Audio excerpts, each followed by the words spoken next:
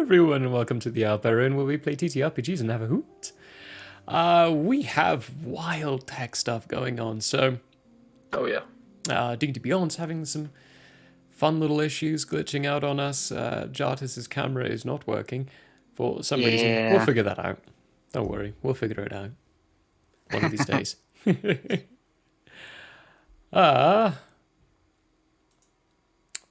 That's just done that, that's why.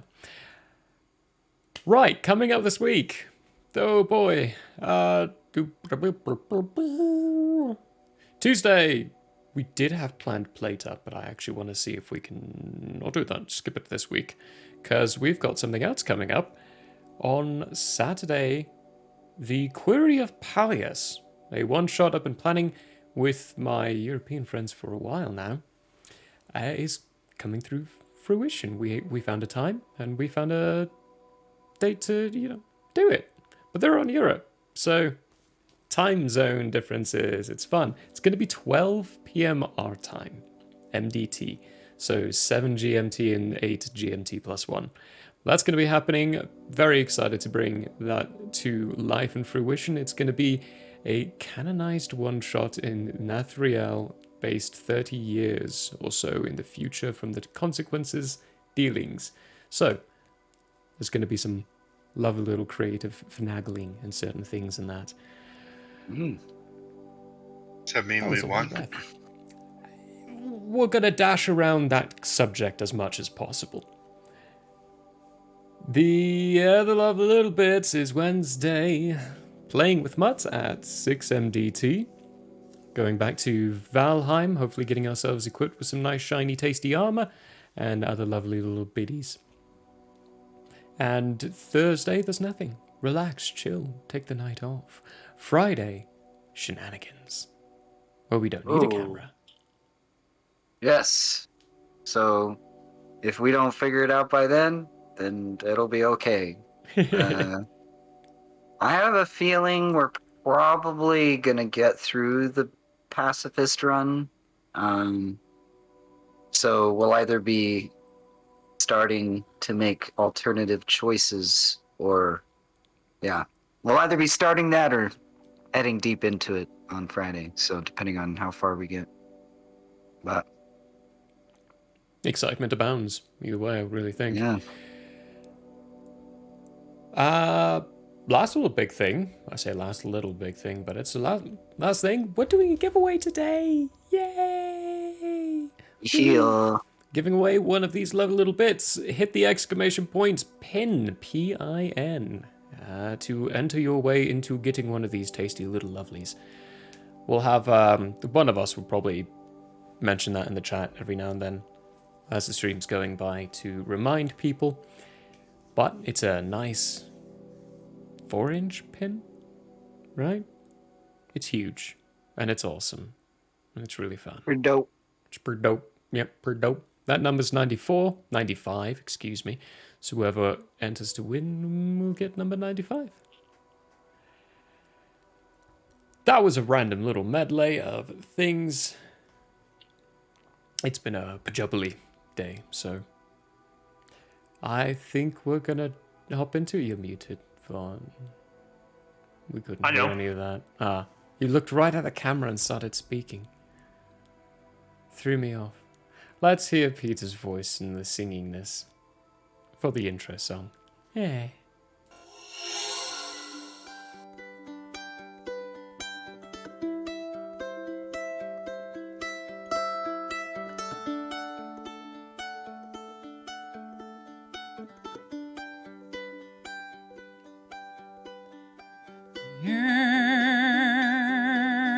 It is open, my friends. Battles have yet to begin. Laughter will be had in gales and floods, but if not, at least there will be blood. The sorrow and loss may abound. We'll do our best to hold this hallowed ground.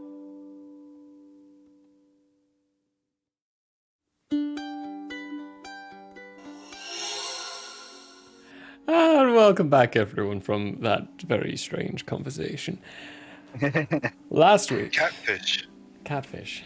Yes, that's what was happening, catfishing.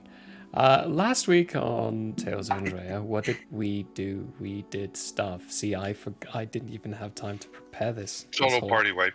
Yeah, everyone died. We're in heaven now, or hell, depending on what the people believed or wanted to go to and such, and that lovely little nonsenses.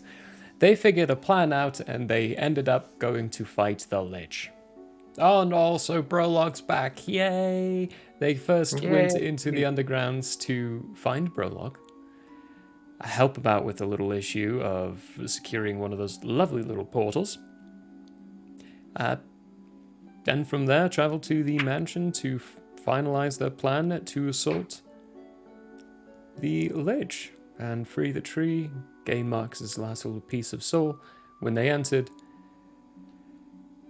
it was a very large room, very long, Partway going through, there was a very long, big, invisible barrier stopping them from moving past, except for apparently Abrat, who was being helped along the way.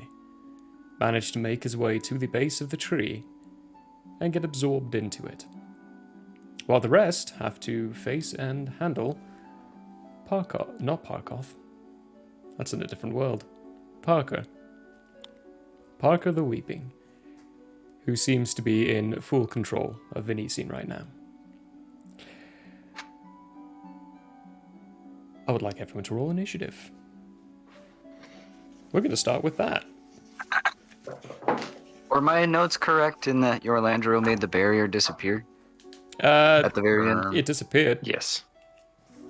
Okay. I hit it with the spell magic. Yes, at level 5. Yeah, that's right. Yeah. Just Or no, enough to be able level to pull 6. it off. Your Londrio. It's going to be a 17 for me, dog. 17 from your dog. Abrat, yours doesn't matter. Oh, good, because I only rolled a 3. Jartus? Oh, I didn't know I could do any worse. I got a 2. Oh my gosh. Prologue? That's an 18. That's an 18. Rally? 26. God damn. Which Oh, wait, usually hold on. finds I have an Storm advantage Kingdoms. on initiative. Wow. I've got a 10. That's 10. Okay, you know. not much better. A little better. Fine Storm. 24. 24. Not going first. Yay! That is strange. Hey, I can roll low. You sure can. That's true. That is very true. Right. Now that we've rolled initiative, we're starting with Abrat. Oh. Alright. When you enter this tree, what is your purposes? What are you trying? What is the forefront of your mind? First and foremost, locating where everything is. The stones, the souls, and where I should place myself to best affect all of them. Okay, give me a wisdom saving throw. One of these days I will roll these well. 18. 18. That's actually good. Today is that day. Today is that day. I rolled a 9 on the die. I still got an 18. Holy crap. I have a +9 in wisdom, Perfect. So you're able to locate all those fairly quickly, very quickly. You know where the corruption is. The corruption which contains Marcus's soul. It is right now in the tree, spread out kind of like a frost burst of some kind, eking and ebbing its way into the wood in the center of the tree. The stone. Now, the two stones, the soul stone that's on the outside, you know what that is. That's filled with a single soul. The Lich's soul. The Godstone is in the center of Marcus's corruption. And as you're feeling this, the corruption is being crushed by wood, as the wood is starting to seal itself around it and slowly constrict. That's going to be a bonus action. Okay.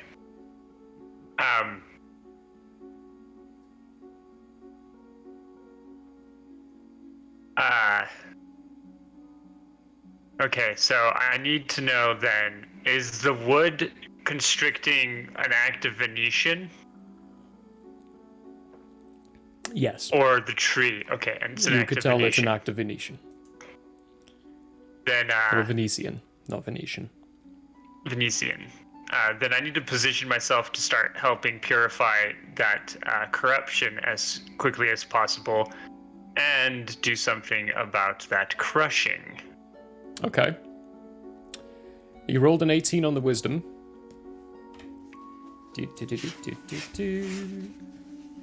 I have like 6 pages of notes for this whole thing, so... Who are you focusing on first? Like, how are you doing this? Because you're only going to be able to do probably one of those things on this At a time. Because you've only got an action left. Yeah. First, I'm going to see if I can alleviate that pressure. Okay, so you're going to go for Venetian, yeah. Perfect. You begin to focus in on the crushing, exploring the aspects of the tree and trying to learn ways that you might be able to assist in alleviating some of that pressure. When everything around you becomes very foggy, starts to look like wisps of coloration just flowing around your eyes and then solidifying into a cobbled street, an alleyway of some kind with piled boxes filled with little bits and pieces, trash mostly. And in it, your focus is centered in on a little boy who's stumbling down the street with a single crutch under his left arm. He calls out, "Guys, wait, I'm not fast enough, I can't keep up." There's children's laughter behind you, off in the distance. After a couple of steps further, he stops, looks down at the ground and mutters to himself, "I can never keep up." Suddenly one of the boxes gets shoved, falls to the ground, the trash, stuff tumbling out of it. On the other side, there is another larger looking boy who's, and by larger I mean he's taller, maybe older, who's currently torso deep inside the trash. He's shuffling through and throwing some things, comes out with a half-eaten chicken leg and like, ha, score. "Hey kid, you okay?" "Yeah, I'm okay." He starts to hobble away again. Like, no, you're not. You're crying, dude. Come here, kid. Were those your friends that just ran by? "Yeah, they left me behind again." "Those ain't friends of yours. Come on, I'll show you what a true friend's like. Want a chicken leg?" The boy with the crutch regards the other one for a moment, reaches out and grabs the chicken leg. "What do I call you, kid?"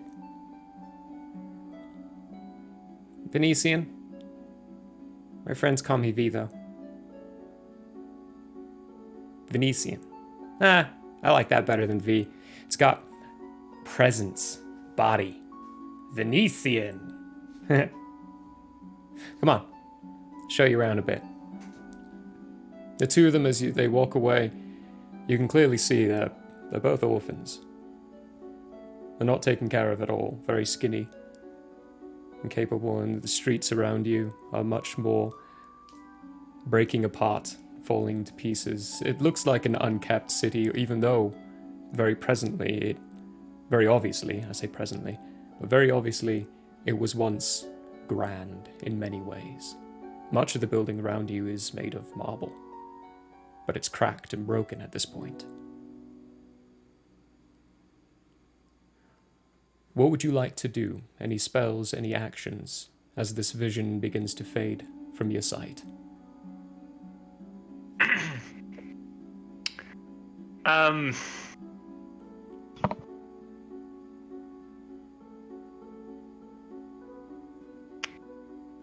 I can't think of a spell that I'd want to cast on something like this, but Abrat is thinking in his mind, humble beginnings.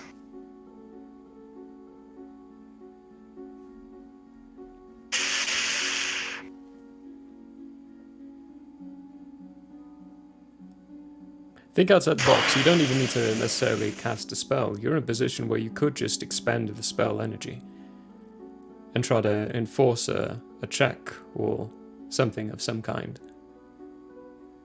You're in a very unique position. Yeah, there's also the possibility. Could I utilize some of my druidic powers to also do things? You could, yeah. Like, doing the wild shape to activate my symbiotic entity? Okay, yeah.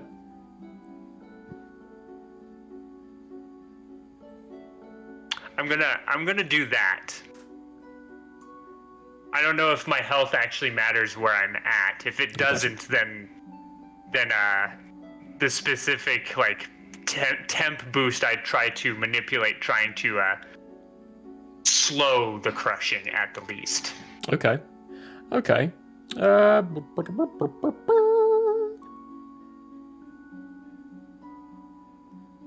I'm gonna make this. What is it? It's a Constitution saving throw. Constitution. If an enemy enters into your spore cloud. Yeah. Yeah. Cool. I'm gonna make it a Constitution saving throw on the Venetian side of things. Perfect. You want the usual DC? Yes. Normal DC. 17.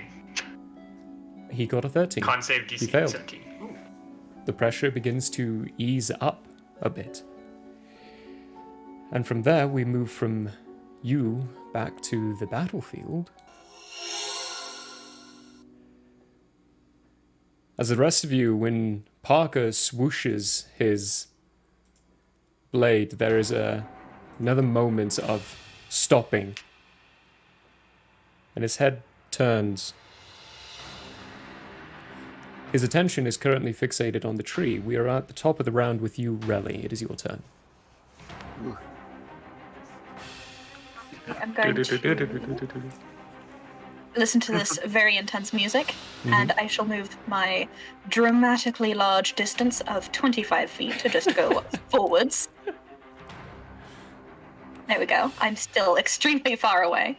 Big chamber. Very big chamber. Yeah.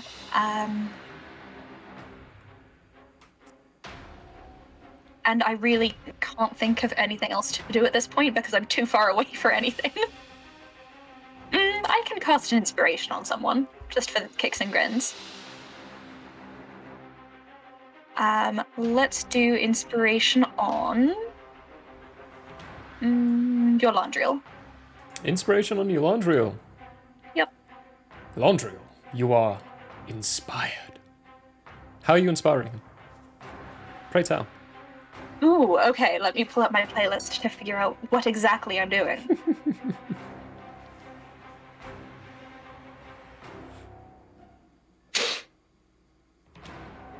Okay, so the bardic version of Mr. Brightside.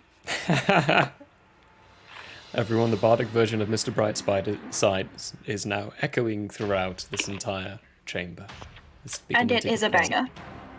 Absolute banger. Anything with your action? No. You could do a dash. So a dash action gives you another set of movement. Then yes, I will do that. I didn't know that was an option. Yep. And I will move myself an additional 25 feet. So I'm still not close at all. And that's going to be it. That's me. Getting closer. Right. That being you, it's Firestorm's turn. Yay! I'm going to press the warp speed button. Feline agility. And position myself on the other side of him, between the tree and him. Perfect. Feline agility, that gives you extra movement, right, just by triggering? Yep, another Cool. 60. So I have movement to spare. I'll give the rest of my movement to Riley. If it only worked that way. You would be doubling Riley, that you get typical another movement. 40 feet. I didn't use. Anyway. And then I shall attack. Okay. Sorry, Admiral. His eyes are very glazed over. Yeah, I know he's not in charge, technically, but He's not still. himself right now.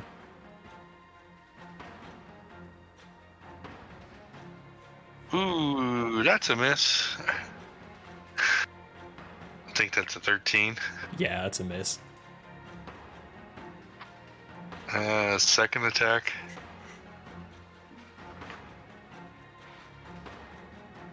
Wow, that dice just rolled all over the place. Actually, I need to. Oh, so it's plus 11. Okay, so that's 26. 26. That one. Hang on. Meat speeds? Come on, DDB on.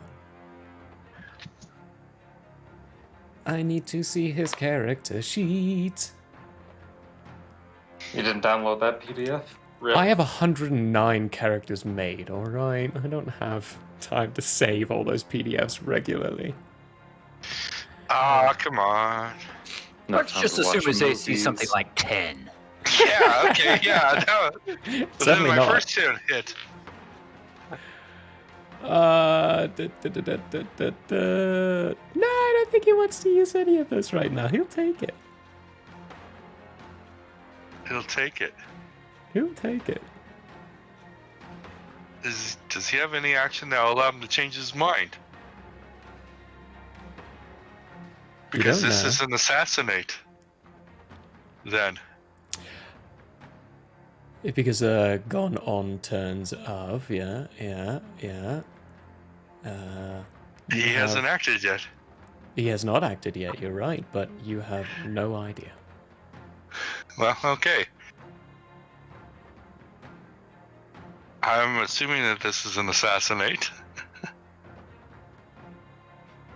Which isn't. Go for it. Hold on. It's been so long since I've actually gotten assassinate off. I forgot what it does. It just gives you an automatic crit. It's just an automatic crit. Yeah, Okay. if you hit, you crit. So, since he's not flanked, this is not a sneak attack. So, that is 8 plus 11 is 19. 19 damage? Yep.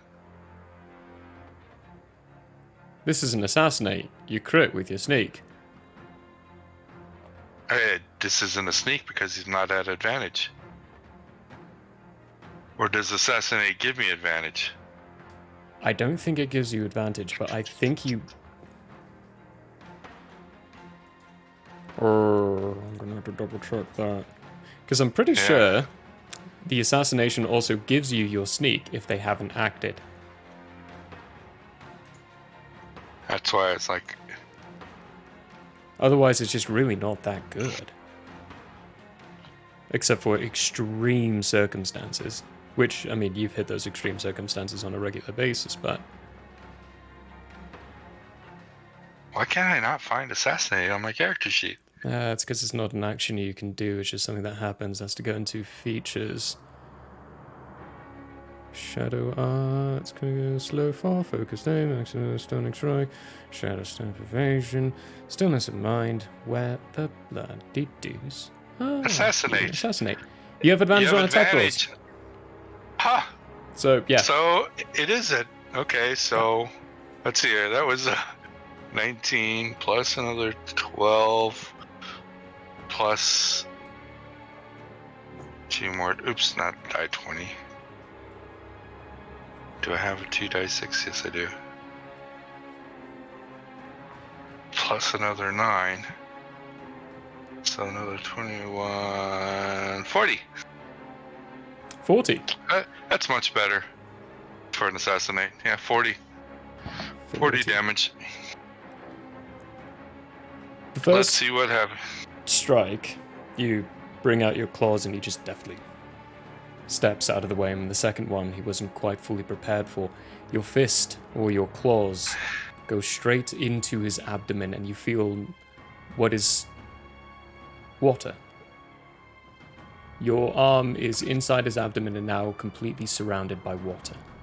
And very quickly his body just ripples You see a smile, and then it melt and turn into a large puddle of water in front of you. I liquefied him. Ooh, that's the wrong roll 20. He looks to be gone. Oh no. Oh yes? Just a large puddle of water in front of Finestorm. As a bonus action, since I haven't used my bonus action, can I use the dust of dryness on him? Sure. Taste the water. Take the I dust of sprinkle some dryness. dust of dryness on him This is and gonna then be great. absorb him up into a cube. Pocket sand. The water gets very quickly like spiraled into this little tiny cube.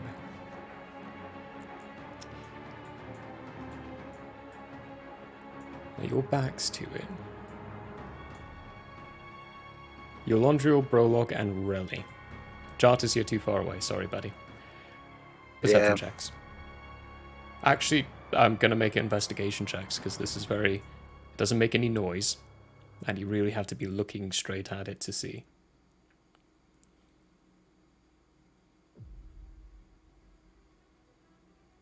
13. 13. Okay. 21. 21.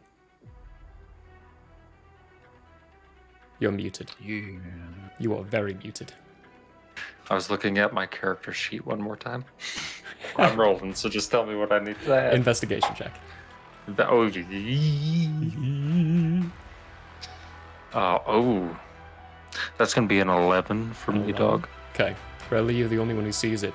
But towards the top of the tree where you can see, a very large crack formed almost exactly when your Finestorm attacked.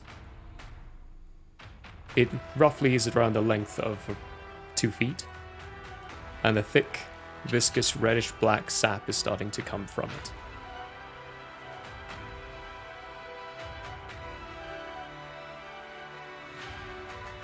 So the water was just water. As far as you're aware, what you've noticed... Because if it's considered an elemental, it's got to save and takes damage. As far as Finestorm's aware, the water got sucked up. Okay. What's your passive investigation now? Is it above 20 now? 1 million. 21. 21? Okay. It looked like it got sucked up like normal water. So it's reasonable to assume and to say that that was just water. Dang it. Okay. Could have drank that water. It's in the cube right now. You I still don't can. think so. If you know, you're comfortable popping that cube in your stomach and having it all expand at once into water. That's not actually how it works. Yeah. That's it for me. I cool. think. I mean, it's movement, action, and bonus, so. With your leftover movement from the feline stuff, I'll Yeah, say at I the got end of 40 it, feet. when you look around, you will notice that crack. In the Afterwards. tree. In the tree. The only reason you didn't notice it when it formed was because you're facing the wrong Backwards. way. Yeah. I was concentrating on some water. Hmm. But your passive perception is way too freaking high to say at the end of your turn you don't notice it. It makes sense for Finestorm. I'm not people. going to move. I don't know what's going on yet. Okay. It's his turn.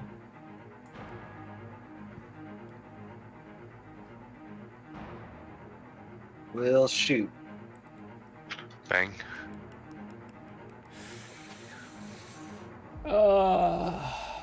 Well, shoot. This is a toss-up. Because that was a pretty vicious attack. A hit.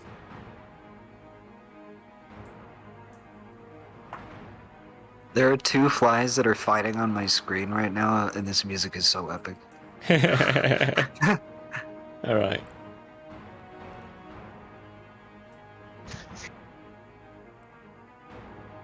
For his bonus action, he manifests right next to you, Relly. Well, that's rude, and I disagree. Just the sound Wow. of liquid Manifestations. begins to Damn. flow around as you see the tall shape of now what looks to be a very strong, puddly looking. You can tell that he's made of liquid. Form of Parker forms right next to you, and you hear, "Hello, little one." As his arm extends, no blade in sight, just his arm itself extends out, and like a water jet purifying, like you know how they clean with water jets, like one of those attacks out at you. It's gonna be, I think it's just 2, or is it 3? It's 2. That was his bonus action to manifest, though.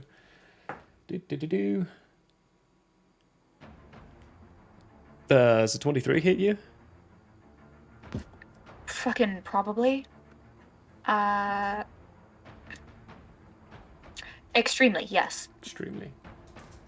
Sweet. I'm gonna go ahead and have you do a Constitution saving throw as he pumps a stunning strike into this.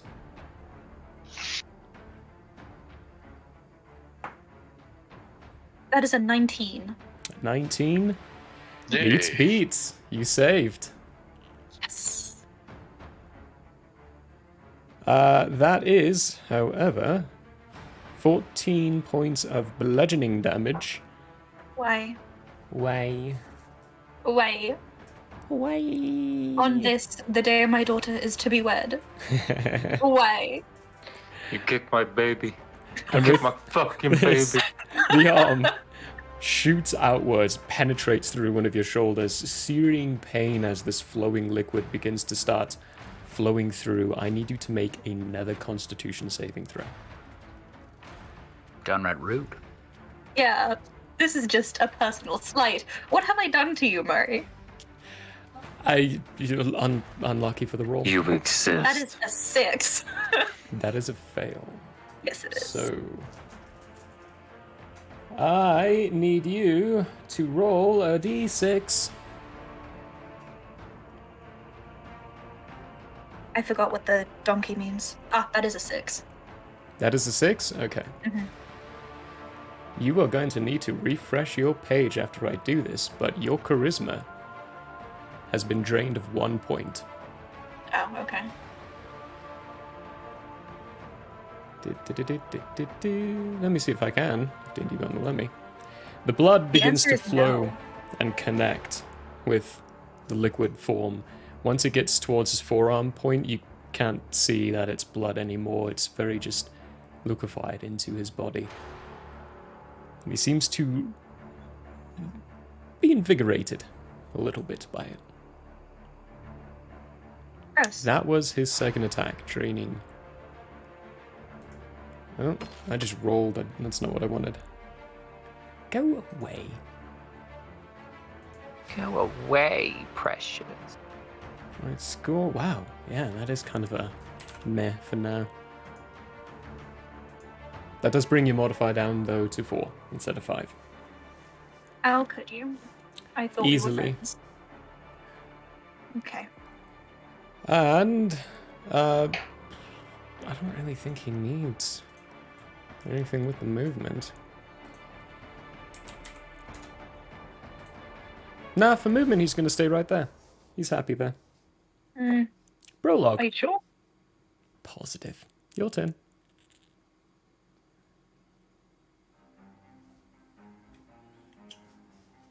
You're muted. This spot right here, that's considered flanking, right? It sure would be, yeah. Okay, so in that case, Brolog's going to rage. Use his pounce to go 10, 20, and then 10, 15, right here. Awesome. And then he's gonna hit this guy, person, thing, with his axe. Ideally in the back of his head. Perfect. Go for it. Coming at him. As you run around, he doesn't even pay attention. Cool. That is a 29. That hits. Good grief. 12 damage. Okay. Uh, Rarely find Storm, the crack gets bigger. we'll roll that again.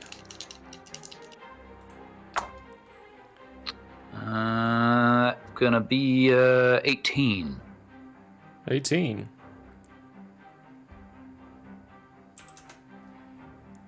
The crack gets even larger. He is So it does hit still him? up. It does hit him. Oh, wait, no, 18 to hit. I'm sorry, I thought you were saying 18 damage. Awkward. 18 does not hit. 18 misses. Okay. I thought it might not. Yeah. That is the end. Axe down once. That's right, that's your weapon. Slashes across. There's no blood. Your blade just gets wetted with water as it gets struck across the back end of his head, which then kind of splits like a watery flow and then just reforms its shape as he Or find the leans forward T1000. to avoid your second strike. Can I make tea out of this creature? And you used your... You probably could. You used your bonus action to rage, right? Cool. Yep. Cool. No more things. No more things. That means it is around to Yolandrio. Okay, seeing everything I've seen so far. You can... So those of you who've not seen it, Yolandrio and Brolog. Not you, Brolog. You're facing the wrong direction. Yolandrio, give me another perception check. Investigation, you mean? Investigation, yeah. 15. 15. It's big enough now you can notice it. It wasn't there when you first entered the room, but it's there now. A large crack, bleeding a black, red, thick, viscous tar-looking substance. Okay. As my action, I'm casting Circle of Power. It is only vocal, concentration up to 10 minutes, divine energy, and range 30 feet. Divine energy radiates from you, distorting and diffusing magical energy within 30 feet of you until the spell ends. The sphere moves with me, centered on me. For the duration, each friendly creature in the area, including you, has advantage on saving throws against spells and other magical effects. Additionally, when an affected creature succeeds on a saving throw made against a spell or magical effect that allows it to make a saving throw to take only half damage, it instead takes no damage if it Good. succeeds. Fucking grief. And then as my bonus Perfect. action. Before you carry on, that's gonna affect a lot of things in here, especially the lair actions. They're all magical, so you're gonna have advantage on all of those things. It will not affect his stunning strike. That is not a magical effect in any way. That is pure finesse. So that's the only thing that I'll probably be saying that you won't get advantage on. That's a hell of a good move. Okay, Bonus and action? then bonus action. Where are you?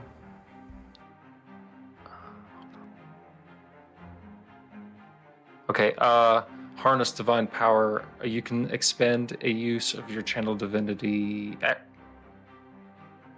No, actually, no. I'm not going to do that. I forgot that it expends a use of channel divinity. Forgot about that. Is it dim light in here?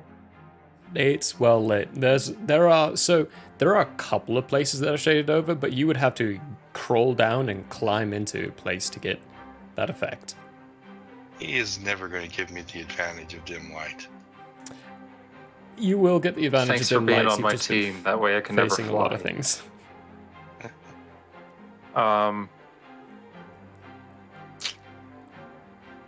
That's all I can do because I don't have any bonus action cantrips.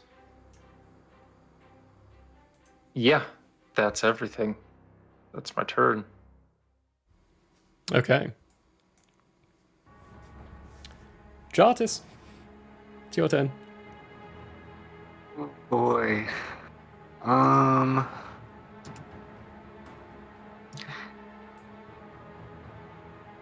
So I've been looking into this elemental stuff, trying to get an elemental onto the battlefield. But it seems that if I lose control of one, that would not be good Yeah, for it's bad anybody news, involved. So Mm. I'm quickly rethinking that plan. We're going to. Let's see. How far are we away now? 50 feet.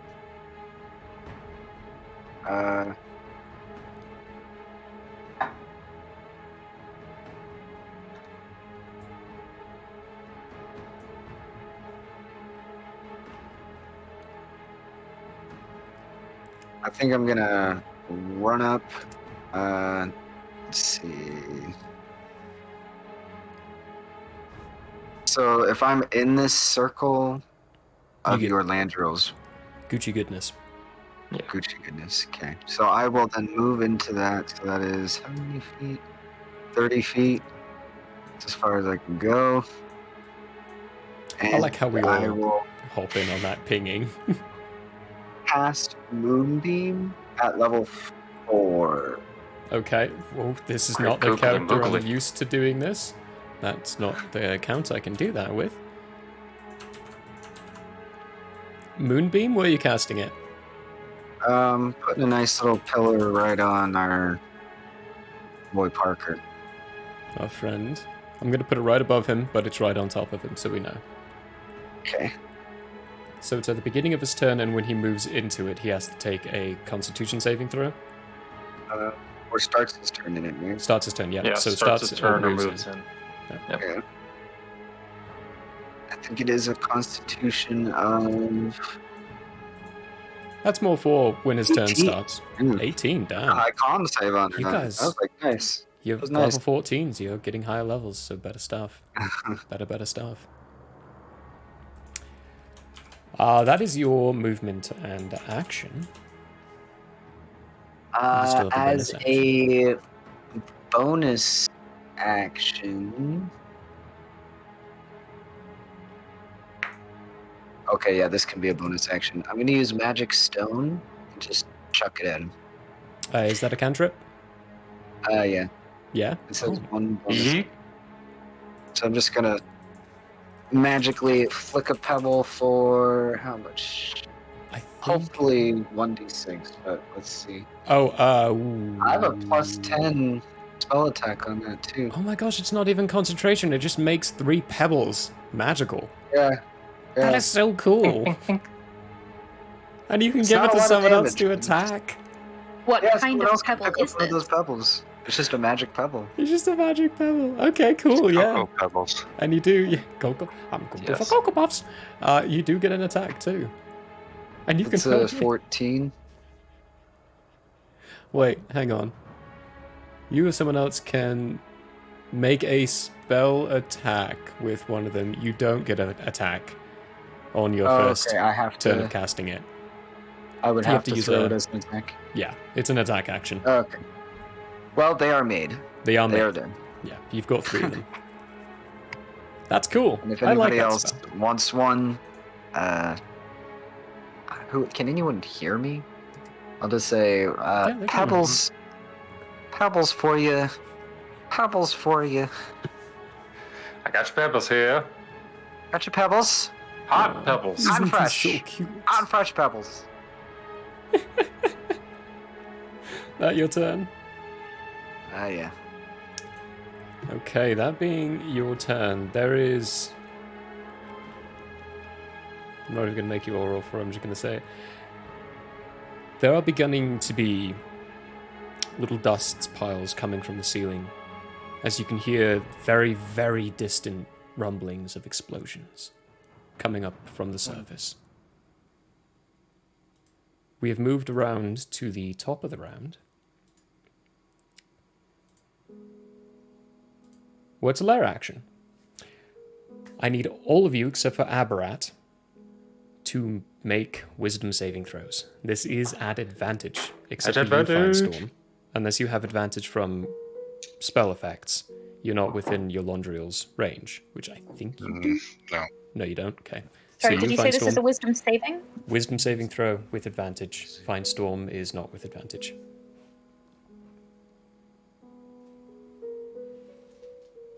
15. 15, Prologue, that is a fail. 21. 21 is a pass. Oh. That's a cool 30. 30, A that's a 19 on the die. pass. That is a pass. Oof. Jartus? That is a 27. That's a pass. All Fine, Storm. campaign, all I wanted was to pass wisdom saving throws, and I never do. Even with advantage? I have Damn. advantage. I have plus. All my feats almost have all been going into that direction. No, Oh, that's awesome.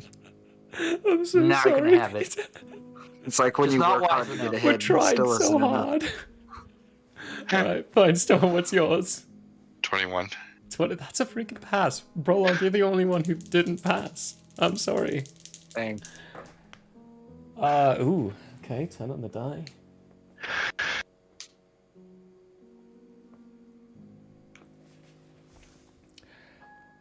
You all witness as Prologue's muscles begin to just go limp and laxed. Prologue, you are still in your mind and you can still see everything you're seeing, but for the life of you, you cannot get your arms to move. And so further notice, you are considered paralyzed as your mind retreats from its body and gets sucked deeper into itself. You can feel the effects of everything going on around you, but there's nothing you can do about it. Boop. Where is my mind? Where is my mind? It's not in here. Aberrat, how would you like to run this one? Alright, so now that I have done a little alleviating of the pressure, I'm going to begin the process of purification, because it would be nice to have some assistance while I'm in here. That's a good call. How? That's a good question. Now, there are resources you haven't quite tapped into yet. Your friend, who's inside there with you, you could ask him or talk to him a little bit. You could also try to reach out. You're part of this tree, much like they are. Try to communicate in some way, like if you got the... no, that'd be involved. I'm trying to think of quick and efficient ways to doing it, but... Simulate your friends. Become them. Whisper into our minds. You could actually Call us feasibly... to the tree. You've activated your spore effect. You could reasonably try to communicate via your spores. They've expanded and infested throughout the tree. They're what you're using to help. Let's start with Abra is going to ask. Now I'm forgetting his name. My friend. I can never remember his name. He has a name. It's written down in many places. We just So don't many. remember it. I've written it down at least a dozen times in this book, and I just can't remember it. Let's call him A Charlie. forgotten one. Let's start with a C. Charlie. Just go Charlie for now. I'm pretty sure it started with an F. An F? I thought it Anybody? started with a D. A D? Okay, someone find it while we figure this out. Abra, what are you? Abra's going to ask him where he thinks is a good place to begin with the purification.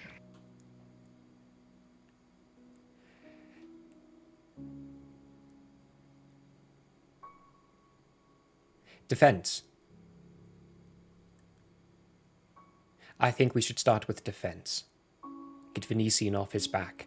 It will be easier to purify him once we have done that. I like the idea and the thought of Him off from... helping and purifying now, but that will take too long. We need to aid. That's his thoughts. You do what you want to do there. Alright. Can I do an Arcana check on the Soul Stone and how it is currently bound to the tree? Yeah, it'll be a bonus action. Okay. Okay. I'm going to give do me an that Arcana check. Arcana check. Oh, all right. 16. 16. Rolling like consecutive 16s today.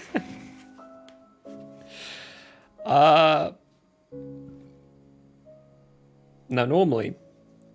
No, actually, shoot. No, it's only happened once. That's a...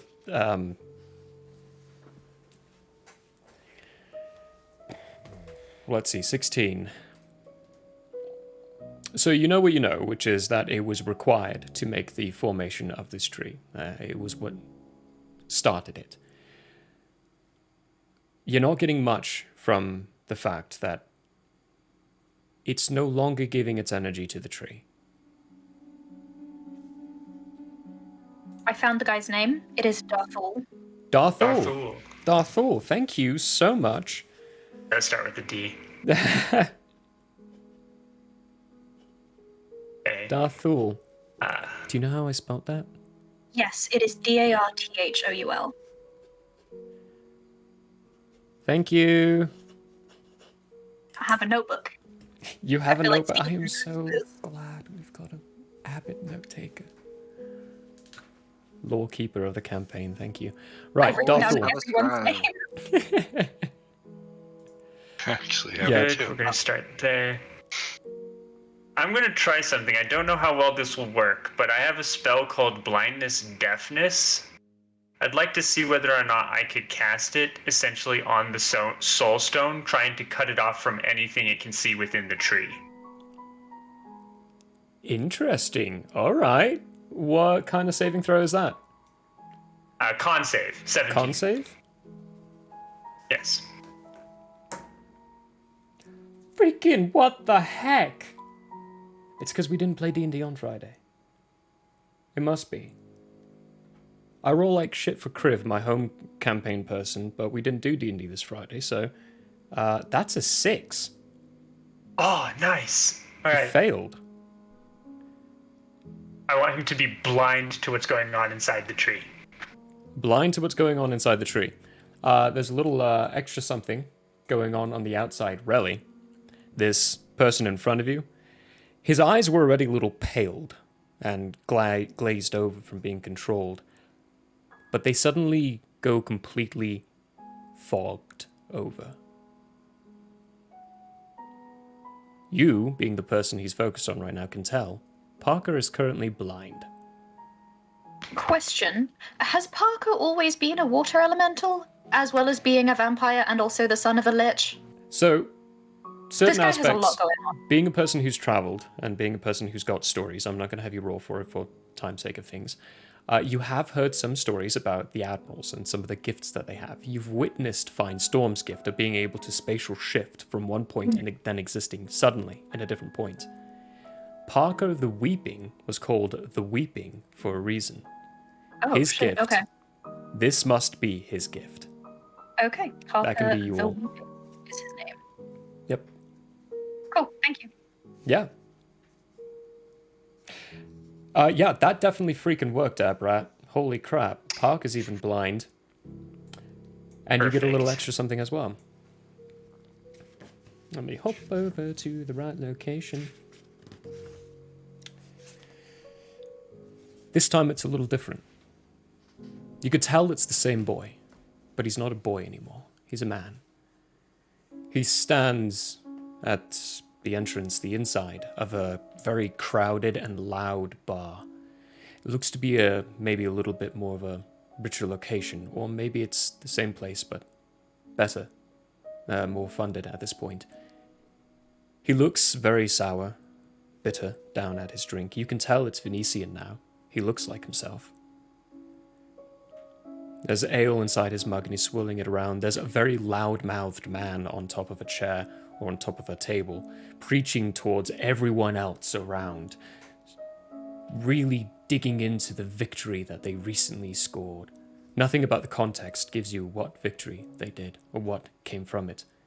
But Venetian, every single time the man calls it a victory, he frowns just a little bit more deeper. Eventually, cheers erupt throughout the entire tavern, and people start praising the individual on top, calling him the Lightbringer. He steps down from it onto a table, smiling, grabbing hands here and there. He looks to be very well worn, and after a little examination you can tell this was the boy that he met in the alleyway so many years ago. And he steps forward with a big smile to Vinicius and is like, well, I think we've got them nice and riled for the next one. The next one. Do you know how many people we lost out there? Every single one of them worth it. How could you say that? We've left so many people fatherless, motherless, childless. We sacrificed thousands to bring that Titan down, and you are saying it is worth it? The end goal is what's important, Venetian. The end goal at what costs? Venetian turns around to the door, turns the knob, and steps out. To a very similar outside, as people are celebrating on the streets as well. Celebrating this great, great victory. And off in the distance you can see what looks at first to be a mountainscape. But you can make out the resemblance of an arm, a head, shoulder, hip. A very large being, now felled, smoking in certain places. Venetian continues walking off, muttering to himself, it will never cost that much again.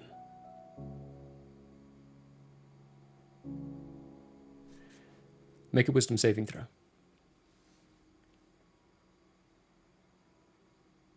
Ooh, 27.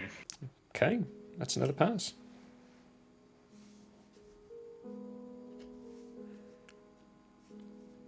The crack, for those of you who have realized it in the tree, seems to have closed up maybe a little bit. Small, little light starting to form on the inside of it, and it's starting to seal just small amounts. It's not very much, but something's happening on the inside. And for you, Finestorm, your investigation is now, passive investigation is now high enough to a certain point where I won't be asking you very much for passive perceptions anymore, or perception checks. I hate it, but I love it. There are tiny little fungal spores all around this cut in the tree, beginning to try to mend it together.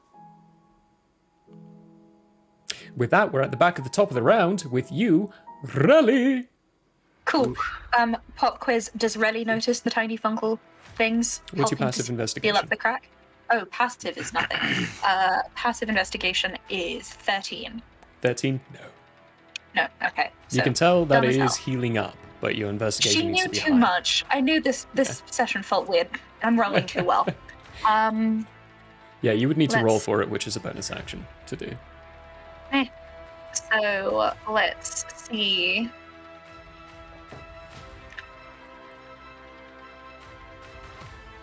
Because I just got a new spell and I am eager to give it the old testaroonie.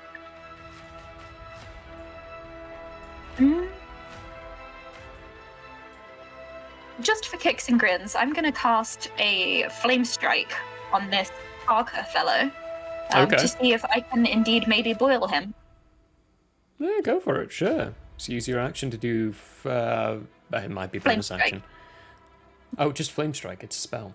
Is that a Yeah. ranged spell? It can go 60 feet. But I'm Okay. assuming I can also hit it on the person standing right in front of me. Can, but it being a ranged attacks at point blank range are at disadvantage. Really? Yes. Well, that's rude. Unless you have Okay. a feat that goes with doing ranged attacks at point blank range, which I don't believe you do. Don't think this has feet involved, no. No, as in character has a feat. It negates the fine. disadvantage, but I don't think you have that. Okay. Nope. So I'm gonna cast a Flame Strike. Let's see. Okay. So that is a 9. And that is a 12. Okay, so does a 9 hit? Oh wait, no, 18. I've got a spell attack +9. An Does 18 an hit? 18 hit? 18 does not hit. Really? Bastard. Bastard man. Okay. Then I'm going to use my bonus action to cast an inspiration on Brolog. And Okay. that's what I'm going to do. Tunes get more invigorated as they strum on their instruments, and little flame strikes come out, and he just dodges in between each one of them. And Brolog, you feel inspired by this sight, this tiny little halfling desperately fighting against this creature in front of them. Fine Storm, it's your turn. Okay. Can I tell the Parker's blind from this distance? From that... Ooh, that is actually a really good question. If you're within... No. If you're within 60 feet, I would say yes, but... No. Okay. So I'll go ahead with what I was thinking of doing. Is there any gem visible on this tree? Yeah, there is. Where is it at? It's about 20 feet up the trunk. Okay. So for you, let me measure it out. 40 feet. Yeah. It's well within nothing. range. Yeah. Okay. Well, my first action I was going to do before Abra did whatever he did, because I don't know he did.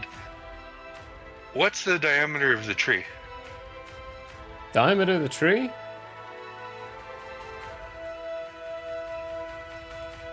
It's at least 30 feet. Perfect.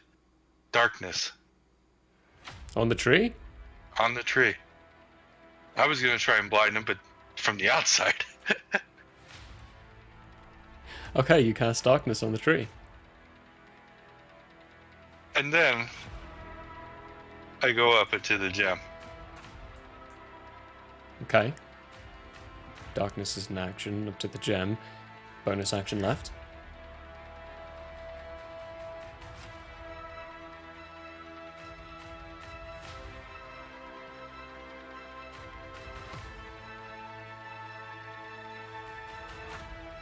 Anything?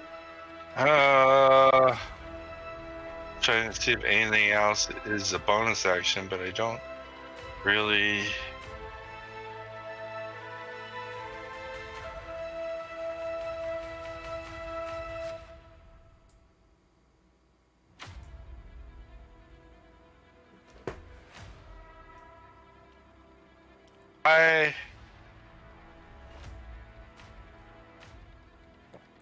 No, I can't do anything.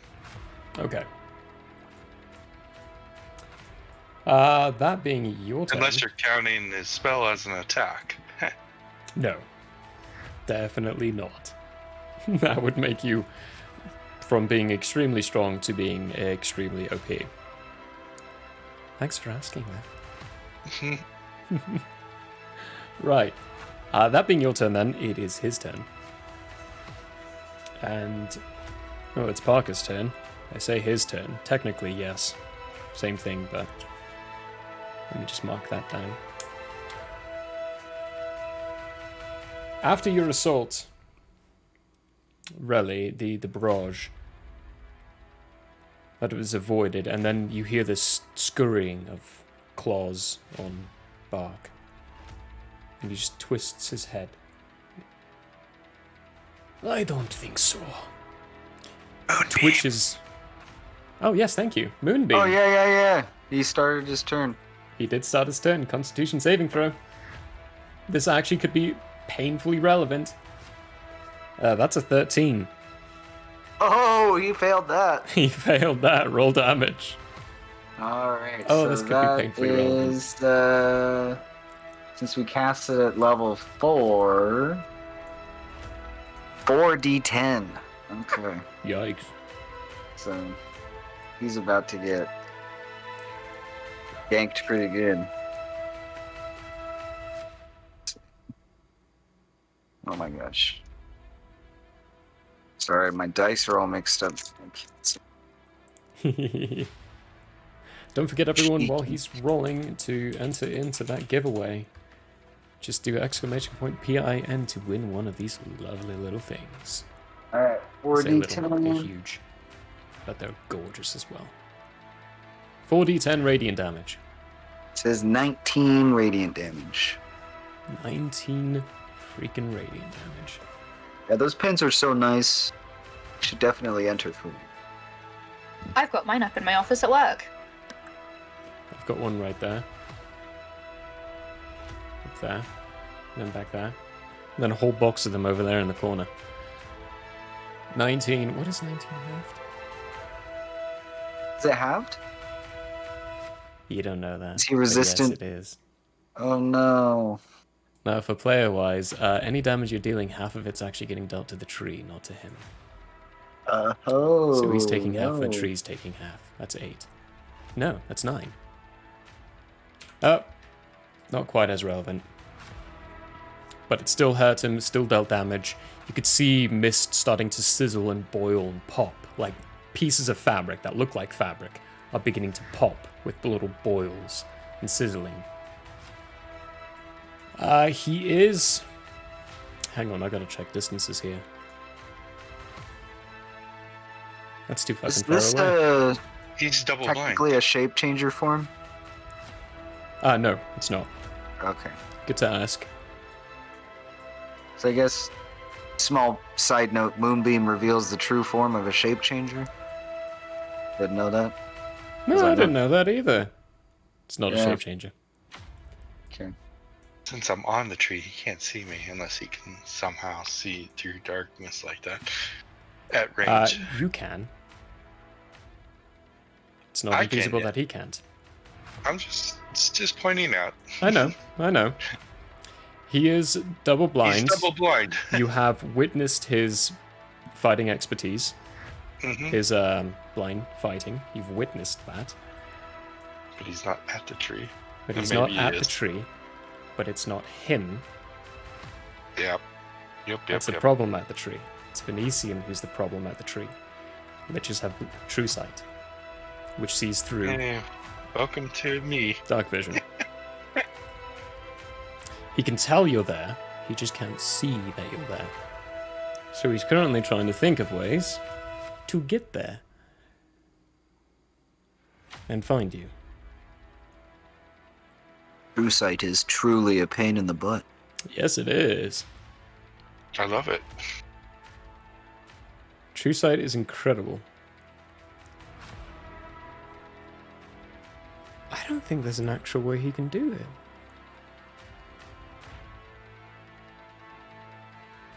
Hey, he chose to move away from me. That's his fault. He is going to... He's going to do something weird.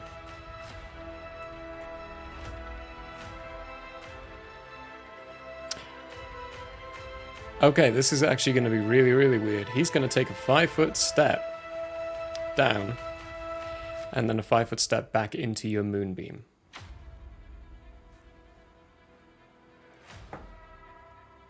And he rolled a 17 on his con saving throw. So he succeeds, so he's taking half damage from your moonbeam again. So you're rolling those 4d10 again, Jartus. Okay. You mean those 4d10? That's, yeah, 4d10. Oh, I said 2. No.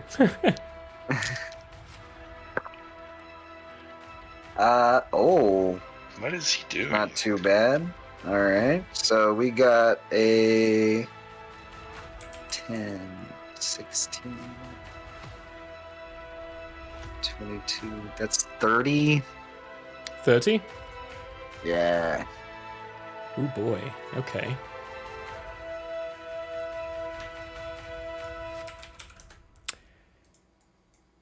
His body mystifies as he steps into it. Gone. Bajau, am I right? Bajau. The crack grows a little bigger, and as a bonus action, he is going to manifest himself at the tree.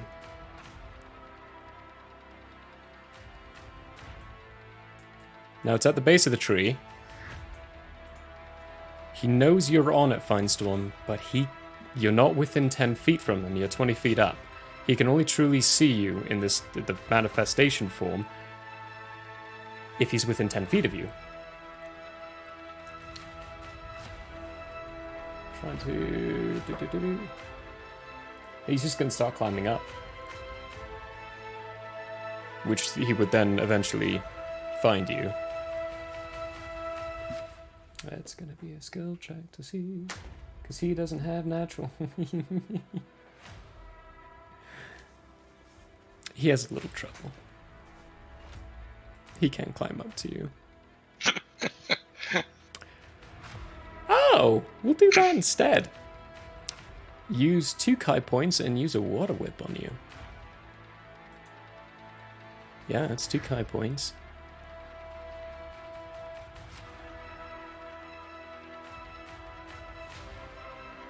Oh, that's a dex saving throw. He knows you're good at those. Very. Very good at those.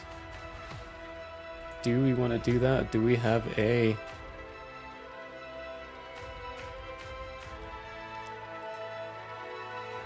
better option?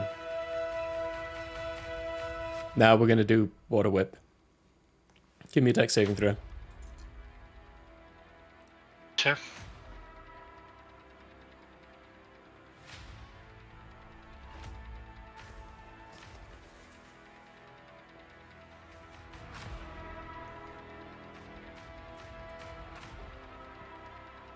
$25. Yeah, that's a pass. His arm extends out and starts to wrap around your body.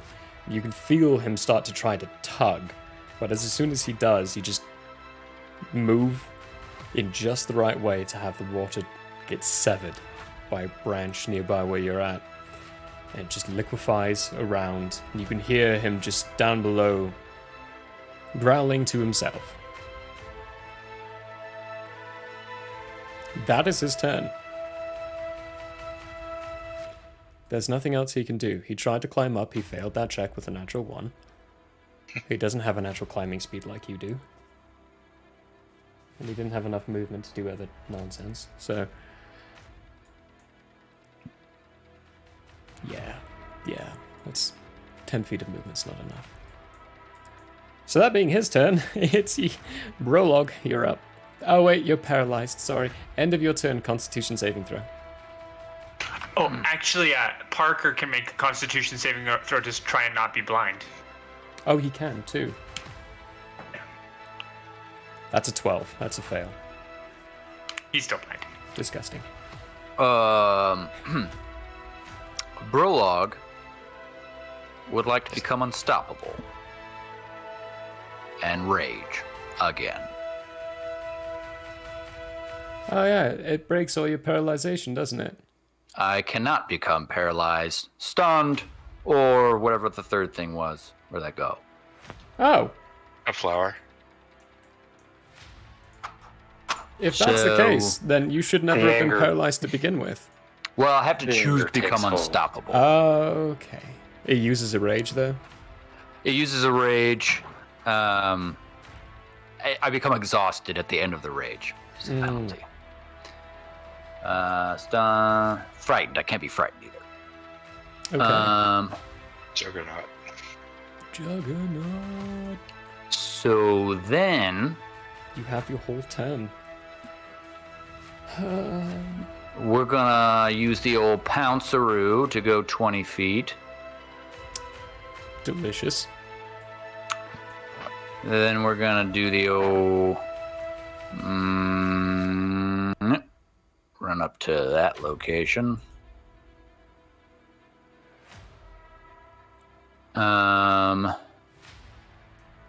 And this inspiration, it works differently than the one that you provide, Murray, right? Yes. So this one will add a d10 to a saving throw or a d20 roll that you make.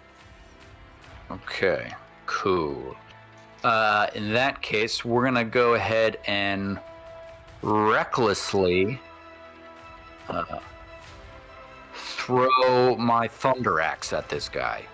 Awesome. Overhanded.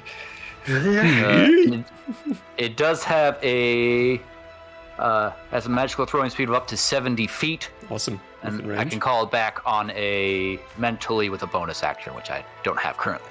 Currently, but awesome. Uh, Cool. Give me that. That's cool. I forgot about those features. Roll. I've a never had to 1 or use- 20. Come on. That's a 22.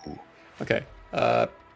Wait, I think I have to adjust the number because I use my dex rather than strength, right? Yes. I'm throwing it. So minus 2, so Would 20. he be considered flanked? No. You need to Okay. be next to him for that. Okay. And currently 20. he has no enemies next to him.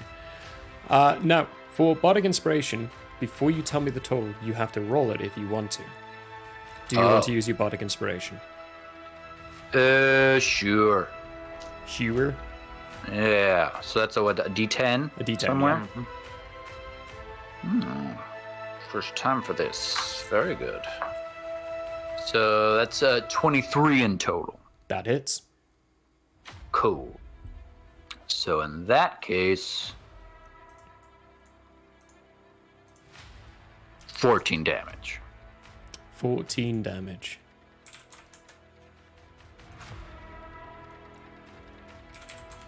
Oop. He's looking a little more hurt, as is the tree. Additionally, second attack. Let me know if this doesn't work. I'd like to shoot my crossbow of +3 at him. Yeah, you haven't used your item interaction for the turn, so you can definitely like do a whip around and pull that out real quick. Whip around, shoot the old crossbow at his chest area. Don't want to get too fancy. Don't use the crossbow much. Nice, nice. Can I use reckless for this? I think it's just melee attacks. Okay. I used it on the last one. Do I need to readjust? No, never mind. Let's just go with that. Yeah, you can use reckless on this one. Cool. I'll allow it. I'll look into it in the future and see if we need to adjust, but Thank for you, today sir. we'll allow it. Oh, so close. 29. That's a hit. Okay. 8 damage. 8 damage.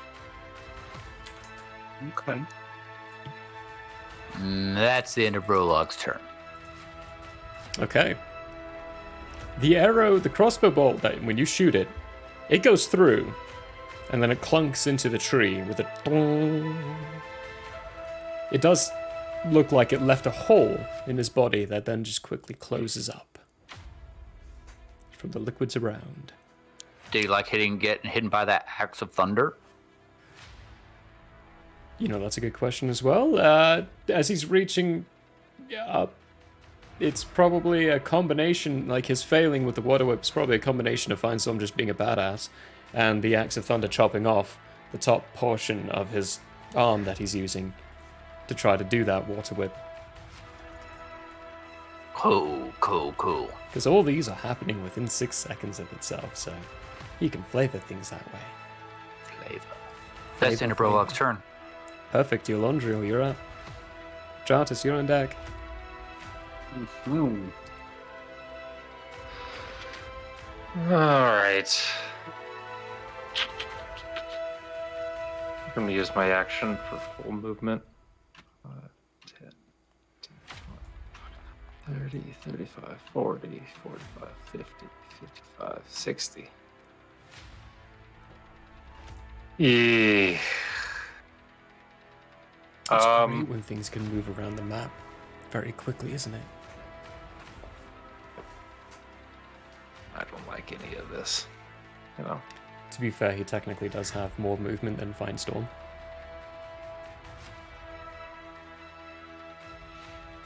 Who does? Parker, he's got 70 here. But can he stack it like I can? Yeah. He doesn't have feline agility. No, but you can only use that once, but then he can catch up. Yeah. Okay. Bonus action. Level 2, excuse me. Spiritual weapon. Spiritual weapon. Perfect. You can do it within range of him, right? Yep. Nice. We're gonna stick it right between him and Find Storm. So there's a couple of right in betweens. Finestorm's currently 20 feet up the trunk, whereas he's on the ground. So just right above him then. Right above him? Just Okay. Also to point out, I'm also in darkness. Is darkness 60 feet? The darkness is a 15-foot radius, so 30 feet diameter. The darkness is encompassed inside the tree. I didn't think the tree was bigger than 30. Tree's 30 feet. Full wide. 15 feet in diameter Yeah. would be engulfed inside the tree. Damn, I was hoping it would cover a little bit of the outside. Ooh. You might be able to see little scrapes between the grooves of the bark of the tree, but the tree itself is large enough to encompass an entire sphere of darkness inside of it. Does a 21 hit? Yeah, it does.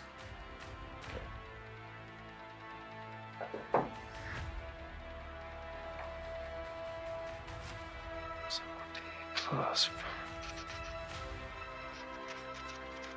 13 force damage. 13 force damage.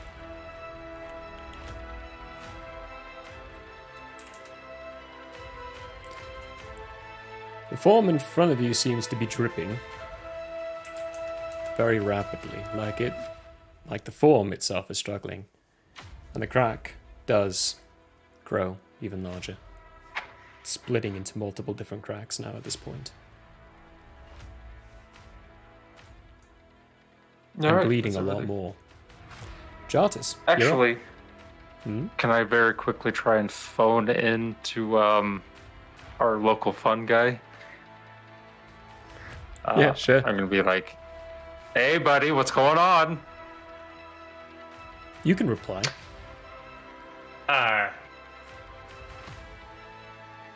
There's lots of exciting and new endeavors out there. Every time we hit him, the tree gets hit, and you see an image of a big giant question mark like in the middle of your head.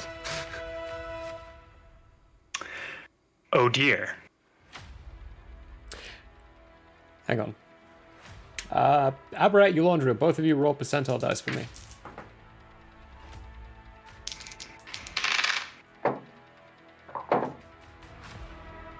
$61. 60. 37. 37. I rolled outside the range. Oh, never mind.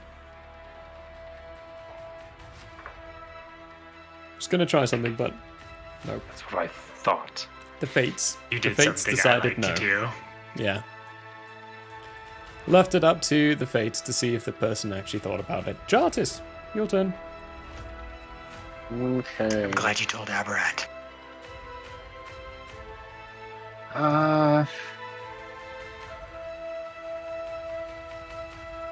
See, I had this plan with Conjure Minor Elementals until I realized the casting time is a minute. Oh, So yeah. instead, we're gonna summon an Elemental Spirit because that gives me 90 feet range, which means I will lose that Moonbeam. Okay. But I don't Good. think. Does the Moonbeam move with me, or does that 60 feet from where it was? Moonbeam Okay. does not move with you, and I think Conjure Elementals is a concentration, Yeah, so I'll lose which that means you would Moonbeam. lose the Moonbeam would- anyway. I would definitely move while you're casting this. Yeah. Yeah.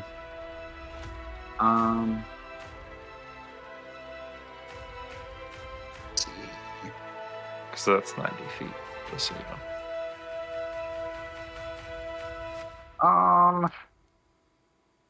Gosh. I think we're actually going to see. Maybe move first and then plan. Yeah. So I'm gonna move. Let's see. There's a nice diagonal.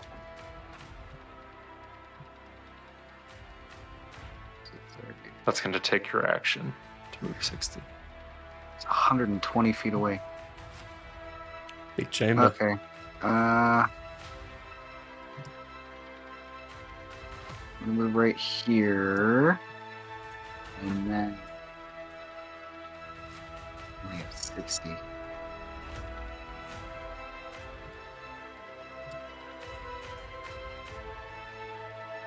Yeah. He is 90 feet away now. So if I activate those wings of flying, that doesn't add movement, right? That was from my original movement. No, that's the original movement. Okay. It just Okay. piles on with your original movement.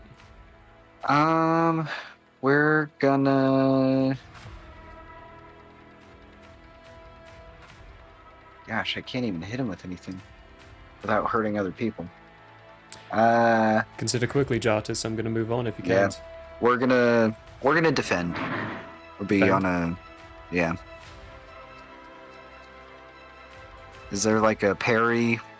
There is. You can Pose. use your action to do a dodge action. Okay, yeah. I'll use my action to prep a dodge. To proper dodge. I'm going to consider Rally within that protection range as well, because you're right, you're 5 feet within. Okay. And I kind of like that idea, because you're throwing yourself to protecting. It kind of makes sense you would be able to react to protect within a 5 foot as well. There's probably a feat for that, but you all can. People on the internet can yell at me The for that rule later. of cool, right? It's a rule of Isn't that what cool. that's I called? like it. I'm gonna go with it.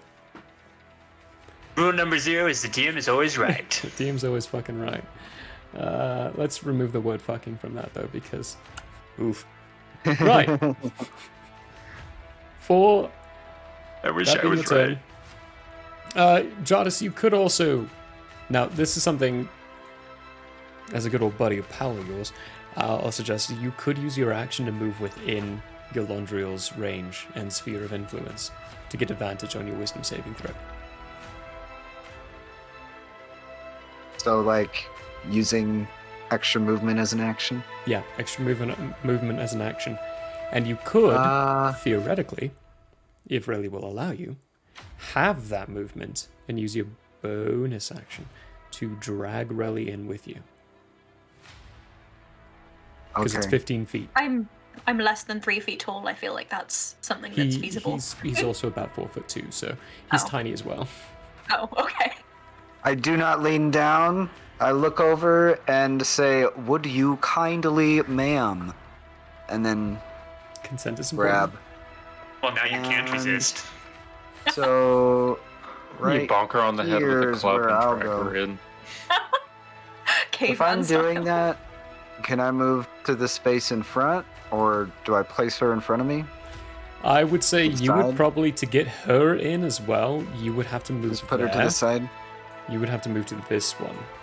And she would have to go there. Okay. But that puts you all Alright. inside the sphere of influence. Which More Jartis, advantaged. yeah. Jartis would get that. I'm just putting you into a time frame. Which can be nerve-wracking. Sorry, that's just a PSA. Make sure you check your casting times before you make a plan. Because that. That's a fucked Ben everything problem up. number 1. Yep. I'm like 1 minute. All right. Now he is currently, sadly, more threatened by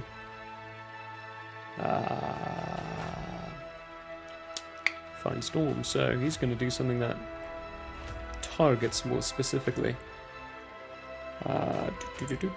Do. Problem is, wait, hang on. Ah, you're just outside of the range, Brolog. Yeah, it's just you, Fine Storm. Abrat. You're welcome. I hate no. Ouch. You should be Kitty saying yay. stuck in a tree. Fine Storm and Aberrat. Abrat. Does he know where I'm at? He does know where you're at. This is a lair action, not a him action. Lair action is room inquired. There is no blinding a room. So Abrat and Finestorm. Anything can be blinded if you believe. And have enough pepper This is spray. not the Fey realm. Right. Anything can be blinded if you search for the eyes hard enough. The two of you... Let me get to the right page again because I already moved away like an idiot. Con saving throws.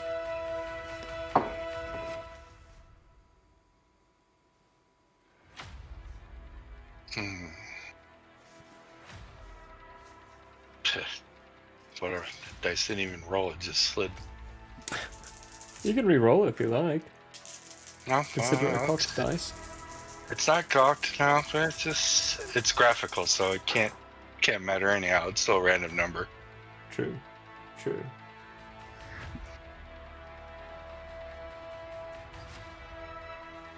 Abarat? 8. 8. Whatever rolls you make for your turn are at disadvantage. Fine Storm? 9? That's a fail. 23 points of necrotic damage, which I think you have resistance to, so 11 points of necrotic damage.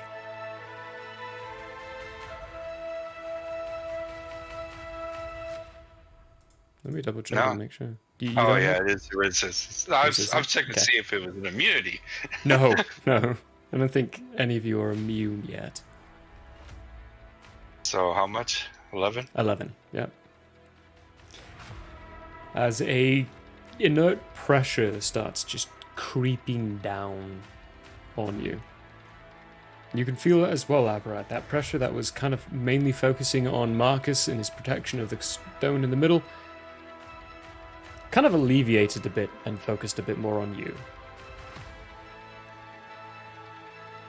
That is lair action, Abarat. This means it's you. All right. What would you like to do?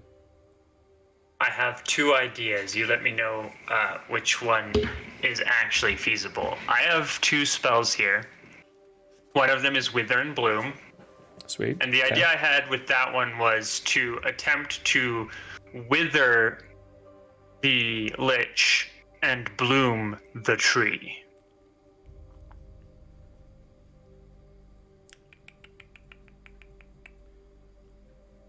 It's going to be a little difficult for that, because the lich, it's not the lich himself. Yeah, He's got no organic matter here to that was my thought hold as on well. to. It's all crystalline stuff. You would be withering the So- stone itself, which is something you might not want to do. Yeah, Laundry because we stone need needs that. So here is my second thought. It's because I know where the stone is. I have this spell called Insect Plague. Could I cast it in the tight spots in the where the stone is set in the tree to help give whoever tries to pull it out of the tree assistance by pressurizing the inside of that with thousands of insects? I need to go with no. Mainly because right now, seeing as you're inside the tree, you're in the same spot that most people would be in. You're blind to the outside. You've no idea who's there. If you cast Insect Plague on that spot, it's going to surround the entire area, which will affect Fine Storm, and he cannot be considered a friend in this. He will be affected by it as much as Venetian would be.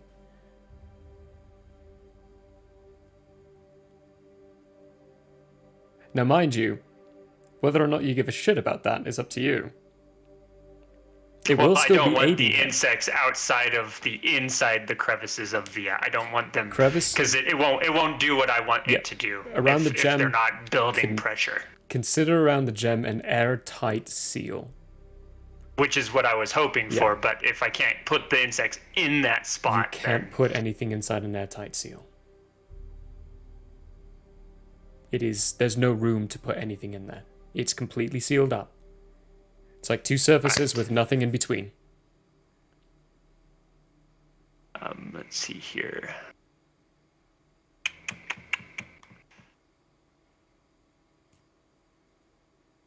Don't have the right set of spells for this is the problem.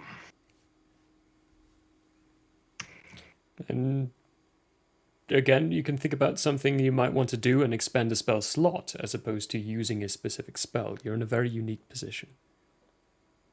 Well, I want to goad the tree or push the tree into essentially ejecting that soul stone because I don't want that soul stone connected to the tree anymore. I want to heal the tree at the same time, but I have a feeling that what they're doing, from what your Landriel said, from what they're doing out there, it's causing damage to the tree. So if I heal the tree, will it reverse what they're doing out there? Well, that begs a question. No, it begs a very important question. You want to heal the tree, you want to eject Venetian from the tree, and you want to purify Marcus's soul. Uh-huh. What's the best way to guarantee the survival of the tree? I'm getting rid of the soul stone. What's the best way of getting rid of the soul stone? Pushing it out of the tree. How are you going to do that? Go a little deeper. This is where you lose me as a player because I'm completely lost at the moment. Instead of it being the tree, what if it was you?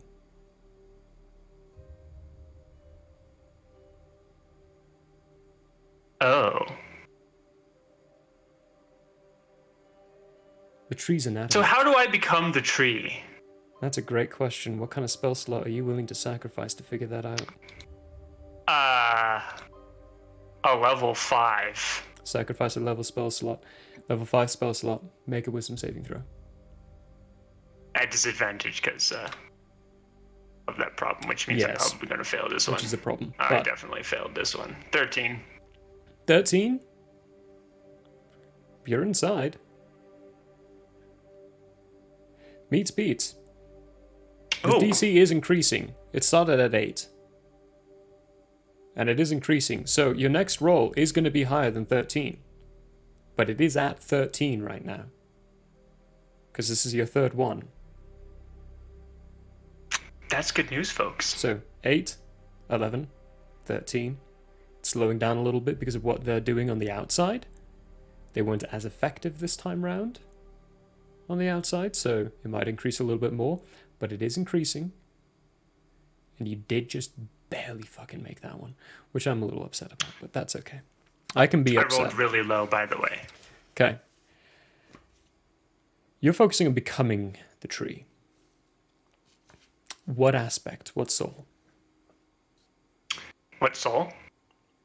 I mean, my assumption would be that you're focusing this on the gem again. The Venetian side of things, trying to eject him from it. Yeah. And remove the him idea from is the to get him out. Okay. In that case, that same misty and fogged location comes to your sight as you focus in on this. Instead, this time round, you are inside a lab type situation. It's very familiar and reminiscent to what Callus does all the time. He's got these little heated things full of chemicals in places. They are heating up the liquids, evaporating, and then dripping through these long spiral glass tubes. You never really understood the whole purpose behind it, but that's what they do. This one's a lot more organized, though. Now you can see the man, older again, much older. He's beginning to bald at the top, and the hair beginning to fall out. And in front of him, on the table, with a knife in his hand, he is currently dissecting what looks to be an elf. Cutting into the ribs, removing the top portion, muttering to himself, and speaking. And suddenly the door slams open, and he flicks his hand and a sheet just covers over the body very quickly. He turns, and you see a man, and this is the first time you probably have a little bit of a shocker inside these. A man in a very familiar set of armor. Periwinkle blue breastplate with 3 moons, larger one in the middle, one at the top, and one at the bottom. It's not a halberd in his hand, though. It's a long, very big, maybe even great sword, strapped to his back. Greaves, full-on helmet. He steps in, helmet recedes back, and he looks at Venetian. We've lost the Western Front. Eastern Front. I mix those up all the time. We've lost the Eastern Front. The occultists have pushed us back even further than what we were. I told you, everything you're doing is at too great of costs. It would work better if you had your plan in already. I'm getting there. He swifts his hand and the sheet uncovers the body. I think I've nearly figured out exactly how to animate these things again.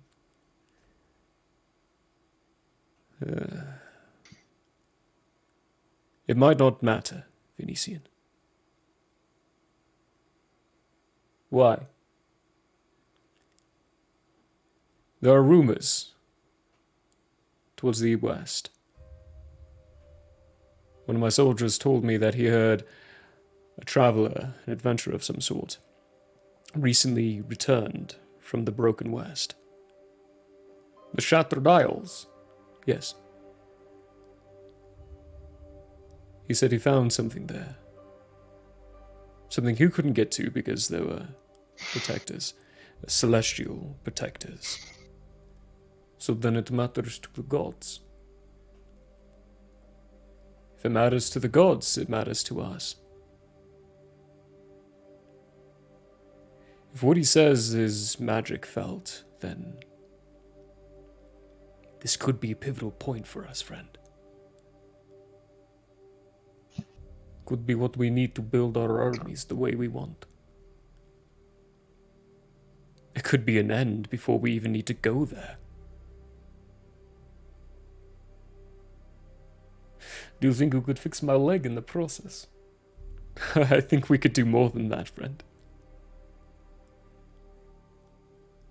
A perilous journey. It's a couple of months sailing to get over there. Not to mention the new Titan up north.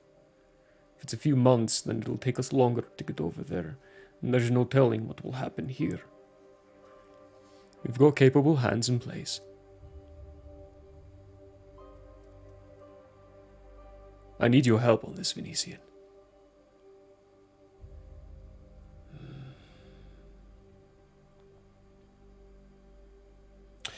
Which group did it fall to? Followers of Ateus. Few in number, they are far more capable in combat than most. Pains me to say they killed us with pitchforks.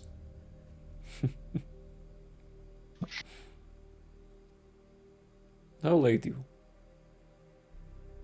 I'll leave my assistants to figure things out here. One promise. Anything. We end this for good. No more fighting, it's just done. I want this to be over. It will be over, Venetian.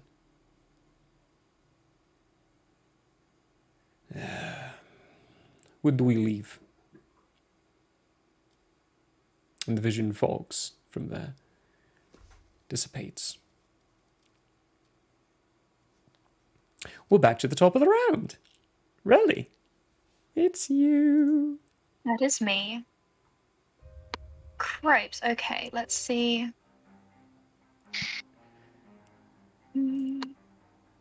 Sorry, I was so involved in that I forgot to actually measure anything.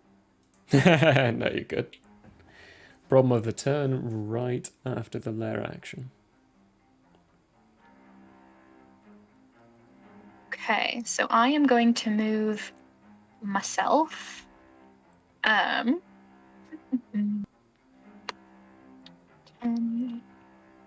20, let's see. Yeah, I'm going to put myself there. And then 10. Okay, so now I am appropriately distanced to properly do the let's try the level 5 flame strike again. Oh, perfect. At Parker. Okay. Shiny. And Okay, that is going to be. Does a 23 hit? It sure does, yes. Okay, so then I roll 4d6 fire damage. Yep. Oh. D&D Beyond will roll for me if I press a button. That's bizarre. Well, yeah. Okay, it's so that difficult is going to dice. be 9. 9. Yeah, not a fan Alright. of that, but okay. It's an So- option. 9 halved is 4. Halved again, because it's fire damage against a water creature, which has certain resistances to fire, is 2. Oh, man, that's rude.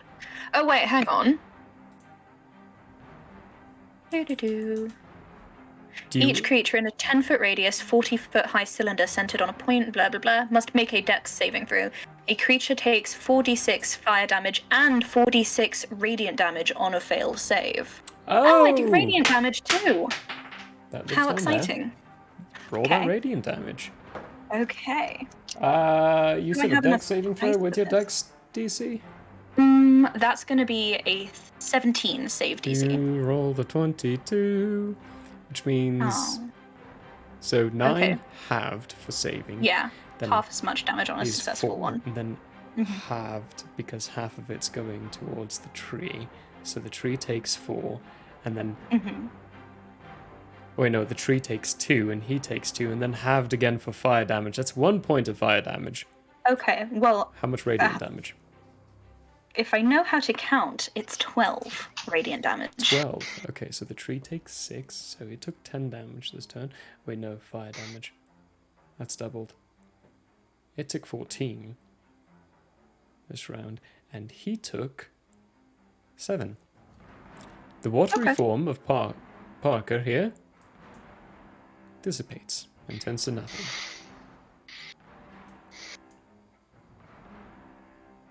And for Oh, that's kicks a and problem. grins, I can't what's a actually problem? hide him in there.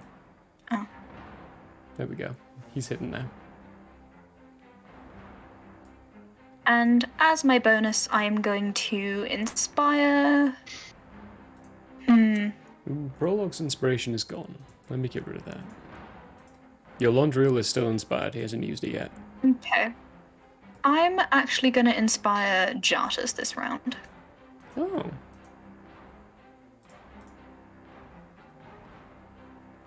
Jartus feeling a little bit more inspiration. Okay, and I can divvy up my movement, so I did 20 feet, and now I can move my final 5 feet because Yeah. I walk at a Yeah. snail's pace. Cool. Yeah, it's there we not go. Pathfinder, it's 5e. Cool beans. Sweet. That's it. That's me. Cool, cool. That means we are to Firestorm. We are gonna try and remove the gem. Perfect. Make a Don't wisdom know saving what- throw. Wisdom? How Yeah. that will work?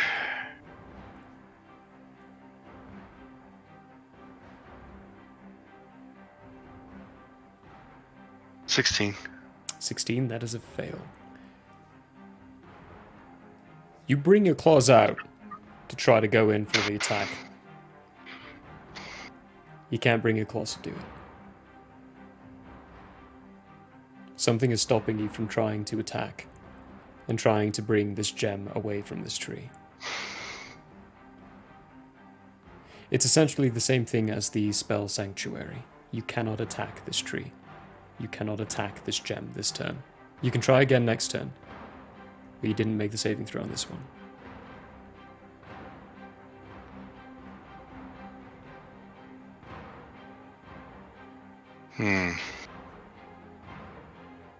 Okay.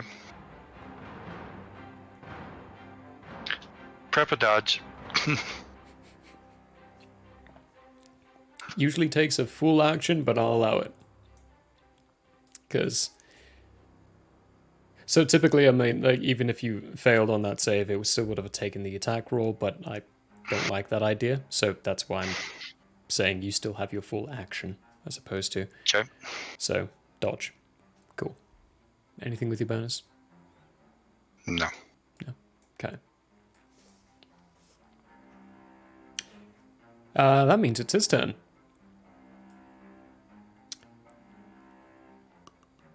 He's going to go through more extreme measures this time.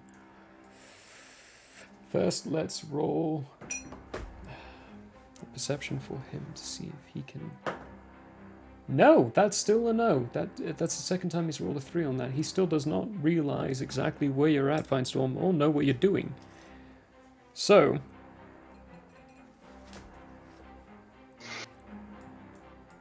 then he's not blind anymore.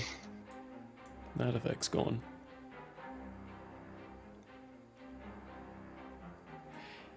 You know what? No, he's not going to do that. He likes your Andrea. He likes Elandriel, He likes your Andrea. and not me. He's gonna I'm go- hurt. You just need to make him a friendship bracelet, then you're square. No, But Venetian we're likes your Andrea. admirals. Parker's going to materialize in front of you, Jartis, and attack twice against you. Oof. That's a natural 20. Oof, oof. Oof, oof, indeed. I am going to need you to roll a Constitution saving throw, Stunning Strike. Constitution. Don't forget you are inspired. That's a 13. What does inspiration do? Does that It a adds a D10 D10. to your roll. Sure, I'll go for it. Considering we only got a 12. Or a 13. So that brought it up to 22. You rolled a 9 on your D12? Or your D10? Yeah, Fucking beautiful. Guess what? right. That brought you from failing to succeeding. Oh, You are not stunned. He cannot pull off the stunning strike on you. He's getting a little frustrated by that. nice. But he did hit you with a natural 20, which means that is 16 base. Plus 5. 21 points of... it's not necrotic damage. Necrotic is the D6. No, wait, no, that's later. It's 21 points of piercing damage. Mm. And I need you to make another Constitution saving throw for his second attack. It's a 23. We rolled a nat 20 on that one. Okay. This is... I'm a resilient boy today. that D4 has also rolled me 2 1s. So, it would be halved, but half of 1 is 0.1, and you just can do a minimum of 1. So roll a D6 now.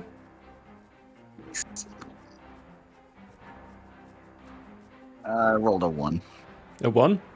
Your strength modifier is reduced by 1. Or your strength is reduced by 1. Oh, in general? In general. I will do that Forever? for you.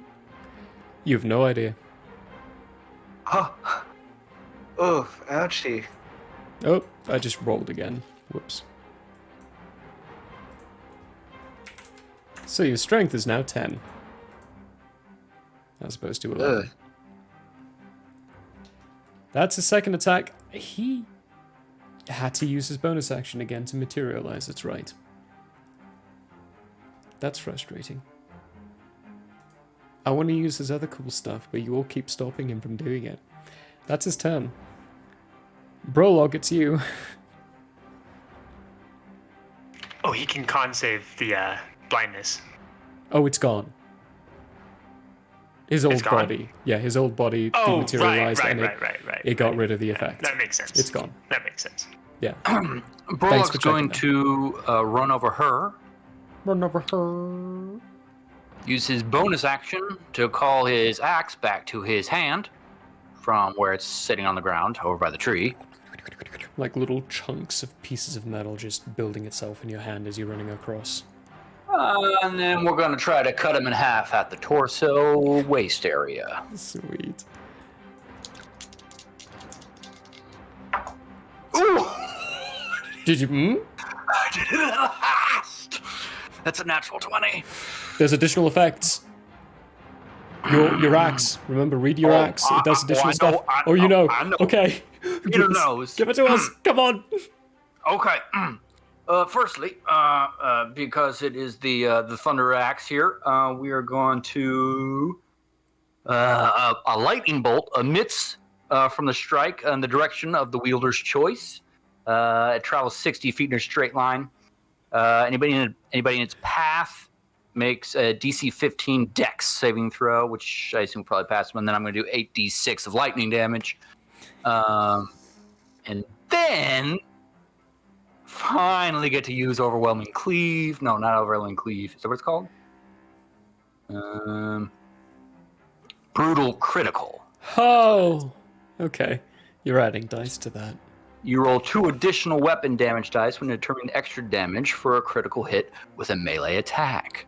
Which, for our criticals here, do add to the maximized dice. Okay. So that means I'm going to take my maximum from my original and then roll 2 d20s. Right? D10. They should be D10. Excellent point. Excellent point. D10s. Excellent point. So you're taking your maximum from your normal attack. Then you're taking your maximum from those 2 d10s, so adding 20 to it. And then you're rolling all of those dice again. Oh. They add on top of the dice, and our rule is when you get a critical, all of the damage dice rolled are considered maximized for the first roll. That includes your brutal critical. This is gonna hurt a lot. Okay. I've never gotten to do this. Okay, so it automatically takes, and it's a D8. They're D8s. The D8s. Okay. Cool. Sorry. I get different dice. Okay. D8s are easier to find. Okay, so it automatically is taking 24 plus 9. 33, right? And then I'm going to roll these dice. Okay, 33. And that's a 7 and a 1 for 8, so that's 41. Now he needs to roll for the lightning damage for a dex save. Have Savage Attacker? No, I wish I did. You should pick up Savage Attacker. Okay, we'll keep that in mind. We'll keep that in mind. Yeah. Good freaking grief. 7. He failed. Excellent news. That's not a crit though, so you're rolling that damage. Yes. Yeah, that's a separate effect. Let's see here. That is 8d6. I only have 6 of them. I'll have to roll some more. Okay. 10, 18 plus 4. 22 lightning damage, additional to the 41 slashing. 41 plus 21? 22. 22, so 63. And in case it matters, the line of lightning will be right here. Perfect. That's what I figured. So you don't hit anyone else. Alright, for the first time, there's a chance Venetian could fail his concentration saving throw.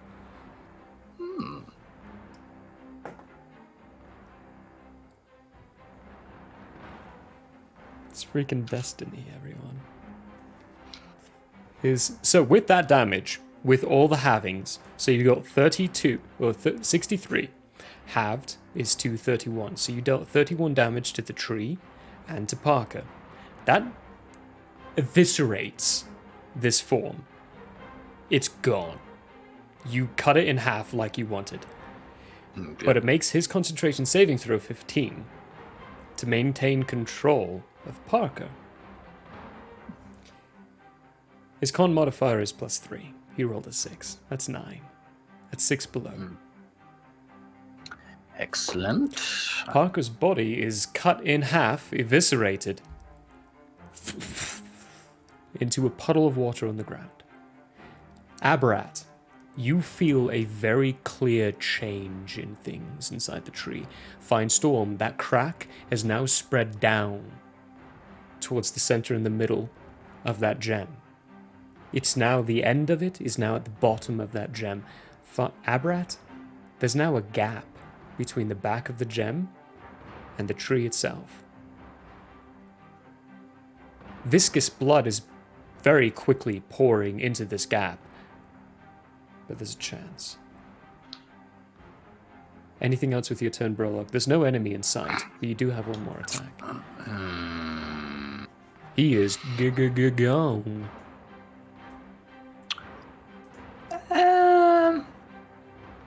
Brolock doesn't know a lot about magic. He, what is the ground made of? A pile of water and stone and branches. Stone. Okay.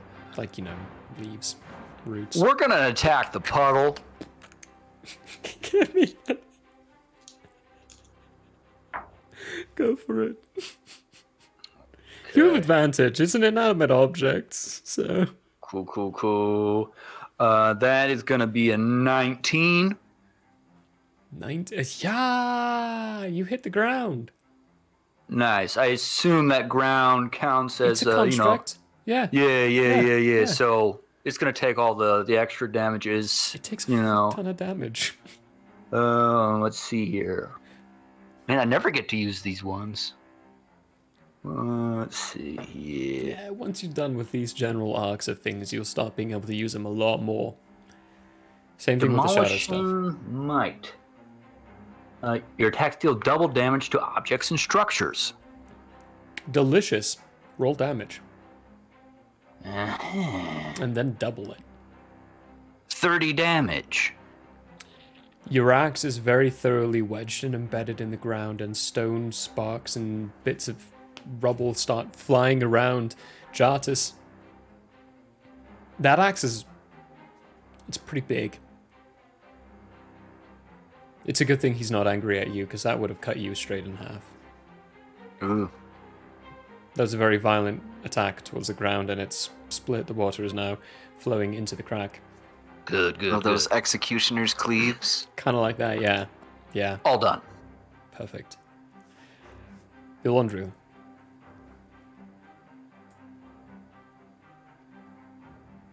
You're muted. Oh shit, yeah, that's right, I am muted.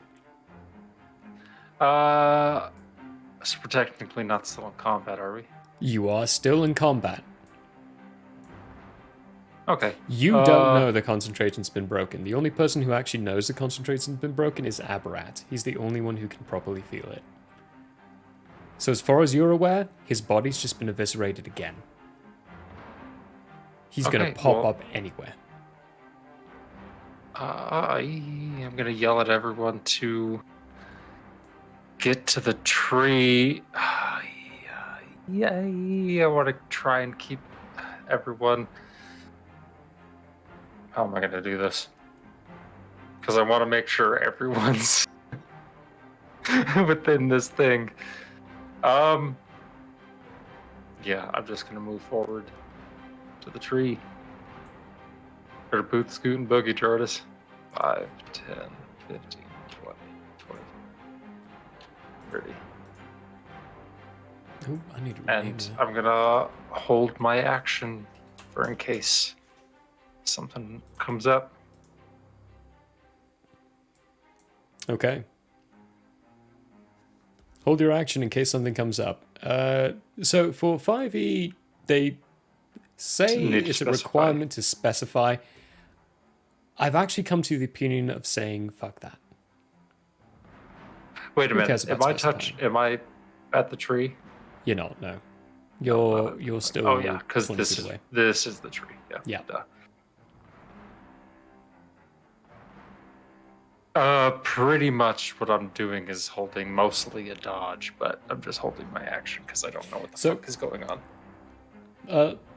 I kind of want to shift those rules a little bit of holding action as just being holding action. You're still using your reaction if you choose to Gotcha. use the action you're holding, but all you have to do for now on is just say, I'm holding my action.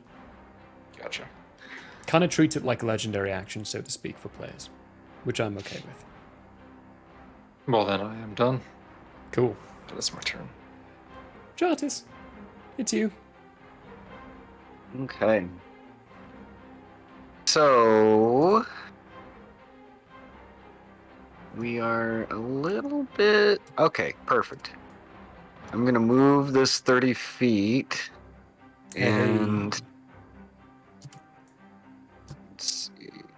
They're 50 feet.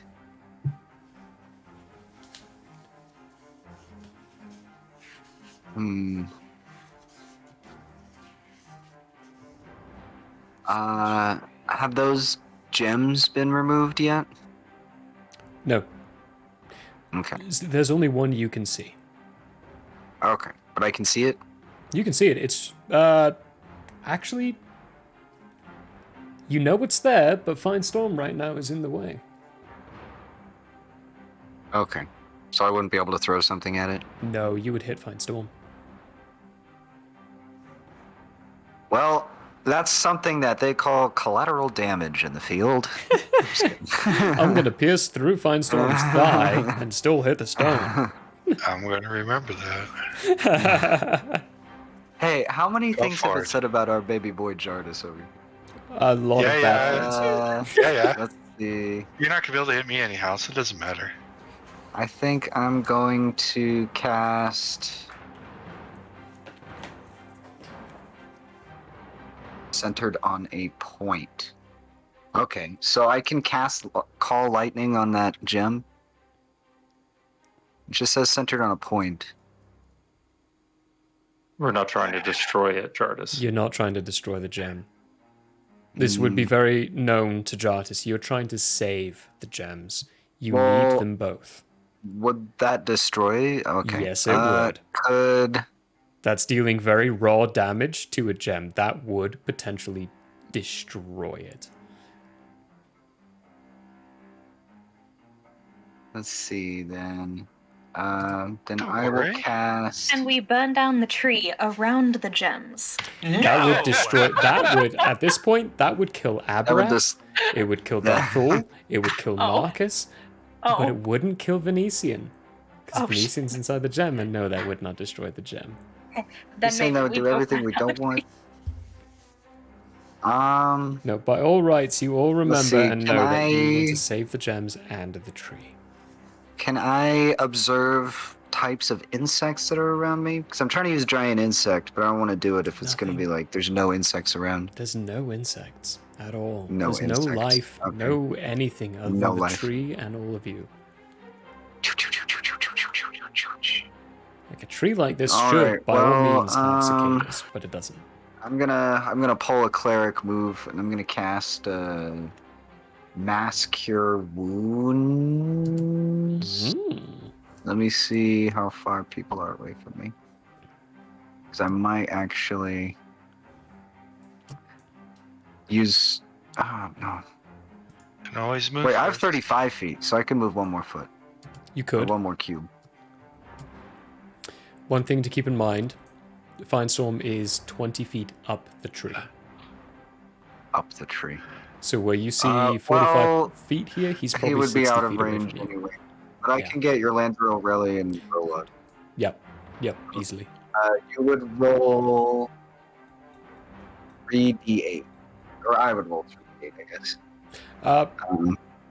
Right?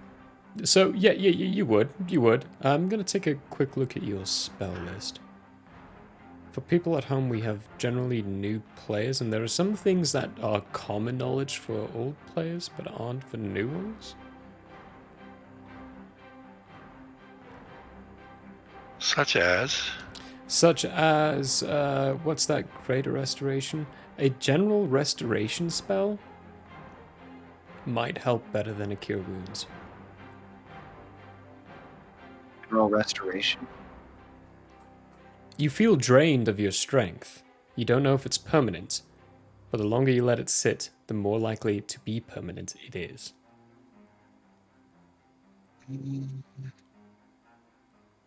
But I don't see restoration or greater restoration as a spell in your spell list. So No.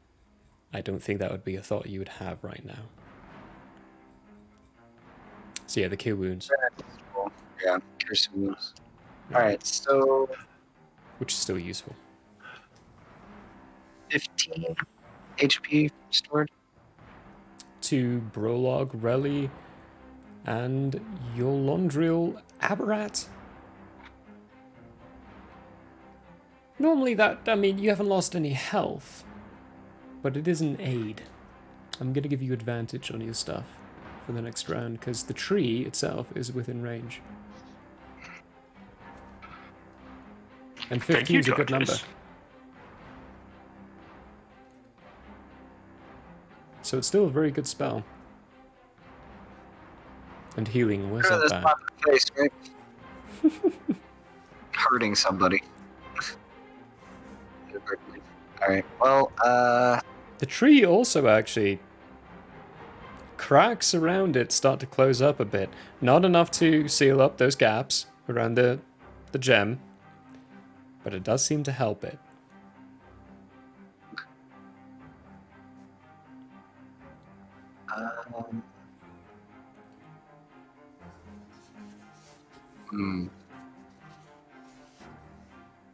I am going to... So with that wild shape thing, healing, that's just for me, right? Yes, that's just for you. That's only you. Oh. Then I will end my turn. Okay. That being the end of your turn, we are moving to lair action. For the lair action, things have gotten to a point of desperation. I need all of you to make charisma saving throws for me. Charisma? Charisma, except for you, Aberrat. You're the only one who doesn't because you're in the tree. As you roll a fucking 22. The only time I roll a natural 20 for a charisma saving throw. I'm sorry. That's No, still it's hella funny. funny. It's perfect. It's perfect funny there. Yolondriel. Dirty 20. Dirty 20, that's a fail. Jartis, That's a 14. that's a fail. Brolog. Oh, you're muted. A dirty 20 is a fail. It is. You are at advantage on this because it is a spell effect. Well, I mean, I can't even get a dirty 20. Oh, you that's- can't because you're at negatives. That's right. I mean, I could roll, I suppose. That's a cool 18. It's a cool 18. Okay, I was going to say, if you roll a natural 20, I'll give it to you. But no, that's a fail. Sorry, Brolog. Relly, 22. 22 meets beats. You succeed. Yes. Brolog. Or a Fine Storm, sorry. Wow. 13. 13, that's a fail. Relly, you're the only one who doesn't need to worry about this. All of your minds are being oppressed. Shoved and pushed in ways you've never experienced. And you have no idea how to defend against. Yolondriel.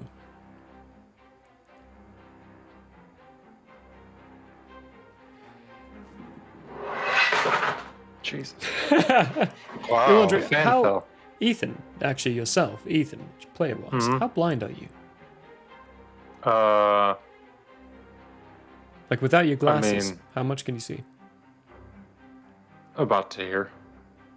That's where Yolondriel can see at this point. And hearing-wise, he can hear very, very little. This is permanent. You are Cool. extremely nearsighted, and you are nearly deaf. 75% deaf, so which means your all perception checks and investigation checks are at disadvantage from this point forward.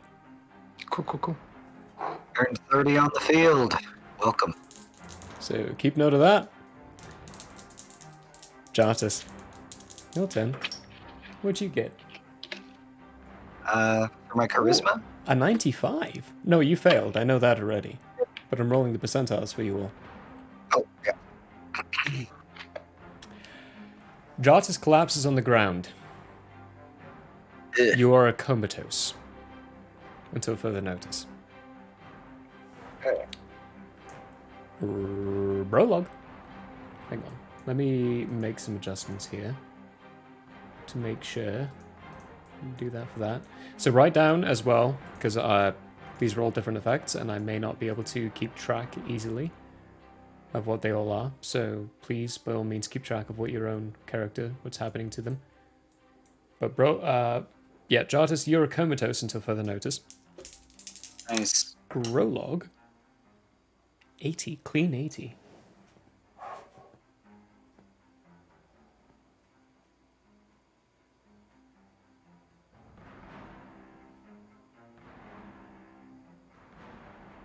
Huh. I'll fill you in when we go to break, because we're doing that after this. Rally, you're fine. Fine, Storm. 4, 2, 8. Okay.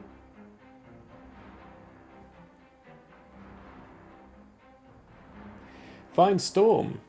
Until further notice, you have disadvantage on all attack rolls, ability checks, and saving throws.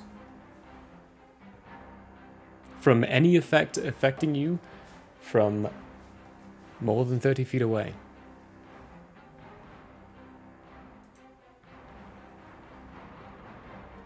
Or less. No, more than. If it's less than, he's fine. But more than, he's not. Oh. It's weird. Okay. Madness, everyone. Madness. Is this considered a charm or anything? No. This is considered insanity. Insanity has been inflicted on top of all of you. I'm immune to insanity. You're not. No one's immune to that. Good check, though. Good try. I do appreciate it. I think my prescription medications would argue otherwise. I am now immune to sanity. Prescriptions, medications are... I won't go there. I will control my mouth and control myself. For Aberrat, we're gonna get to the next vision after the break. Sorry, everyone. This is probably going to be an entire session plot thing, but we're gonna hopefully get to the end of it very quickly. We're gonna go on a definitely 10-minute break on this one because we need all the time we can get to get through this. We have to finish this today. So, quick 10-minute break. Don't forget there's a giveaway. Do the exclamation point PIN for PIN to enter that giveaway. We will see you in a bit.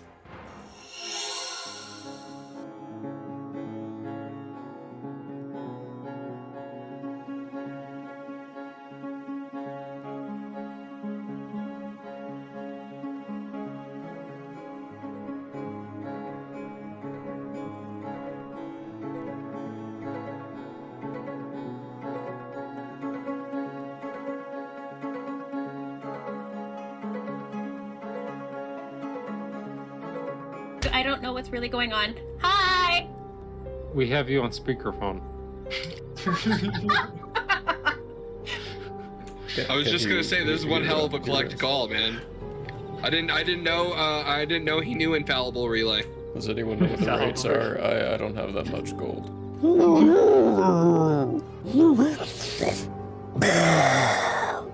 And breathe all over it. I need a dex saving throw. It'll be like a family outing. We'll be giving mom and dad piggy bank. It'll be fun. And then I need people to remember me after I die. I will always remember you after you die. But I hope you don't die. Like, almost like you could reach out and touch your own echoed self. Reach out and touch self. Do I see all this going on? I regularly do. You do. Okay. I like getting into things. Can I get a oh yeah? Oh yeah! Oh yeah! Consent is always important. Agreed. You're next. We have more for later. This is for the innkeeper. He needs to get turned too. Get out of here! Get out of here!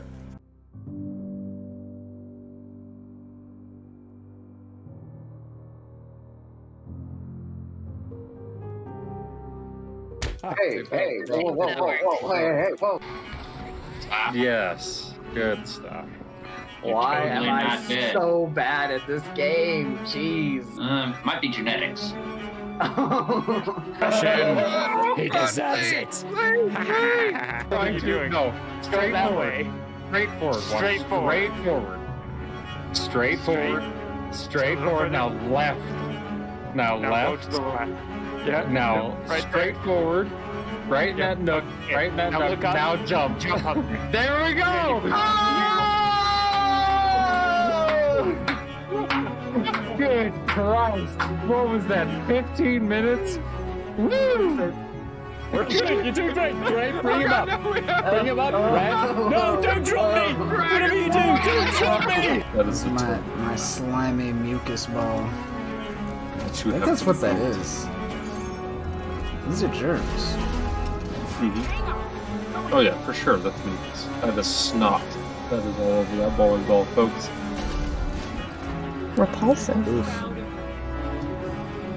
Everybody knows if it's Nope. green and it's slime, You went that it's way. booger time.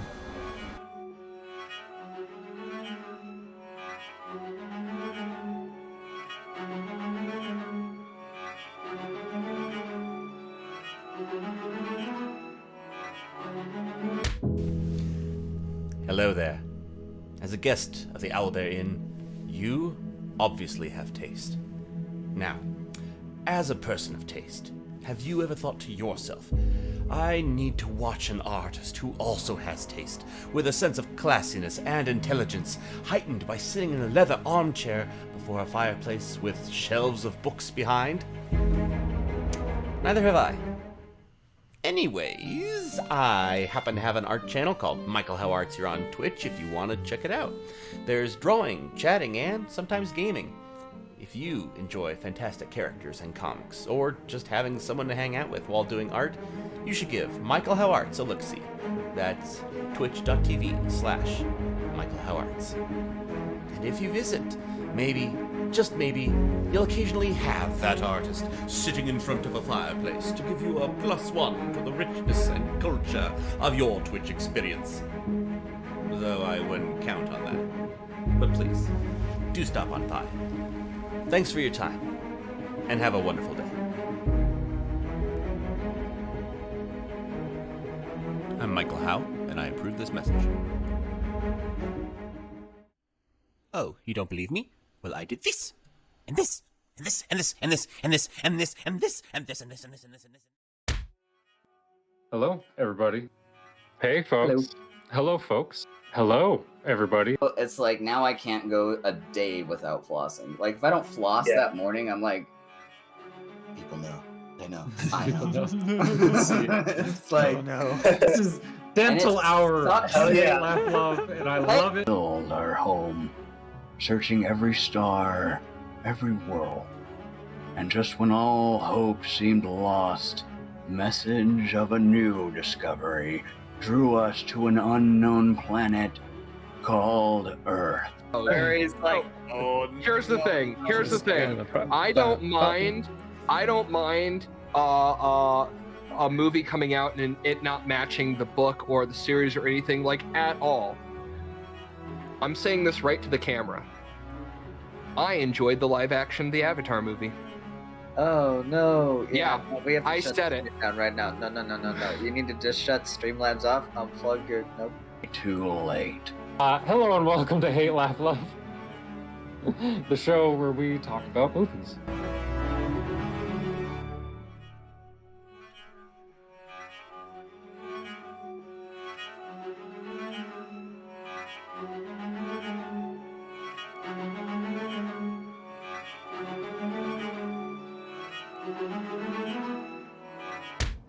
Identification number?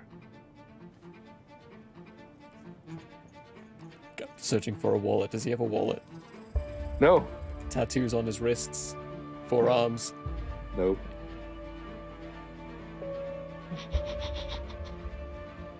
Yeah, this is TK421. I knew it was coming.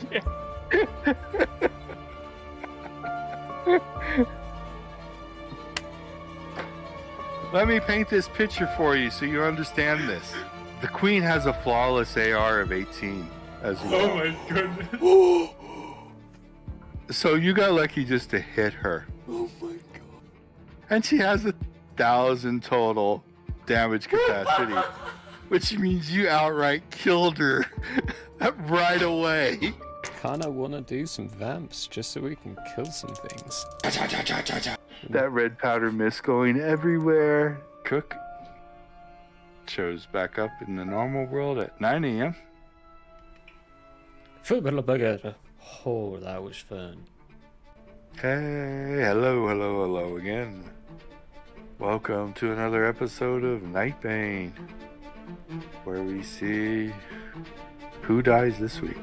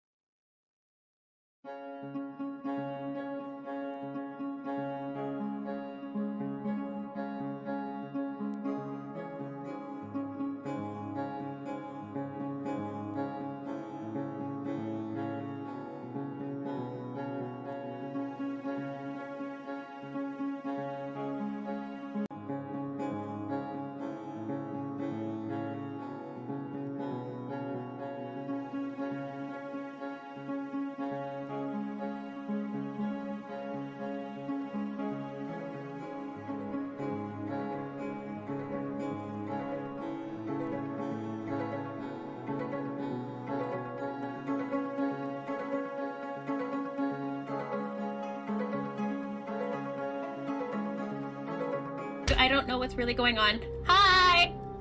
We have you on speakerphone. I was just gonna say, this is one hell of a collect call, man. I didn't know he knew infallible relay. Does anyone know what the rates are? I don't have that much gold.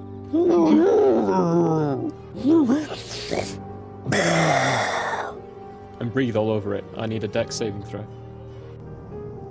It'll be like a family outing. We'll be giving mom and dad Yeah, piggyback Shane, rides. it'll be fun.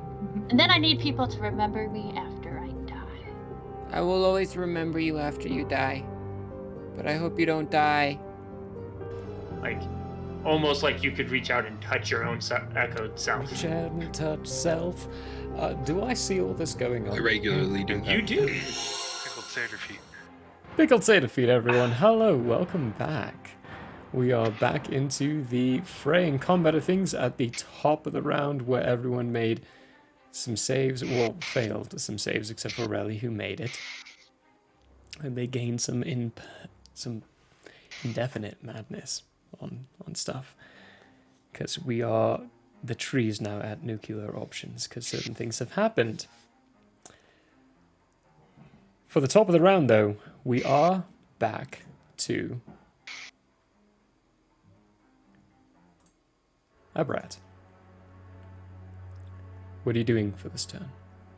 Alright, Where are you focusing your efforts? The crystal, because it's loosening up now. The cracks can't come all the way down to that. I need to get that out as fast as possible before I can start healing myself because I'm becoming the tree.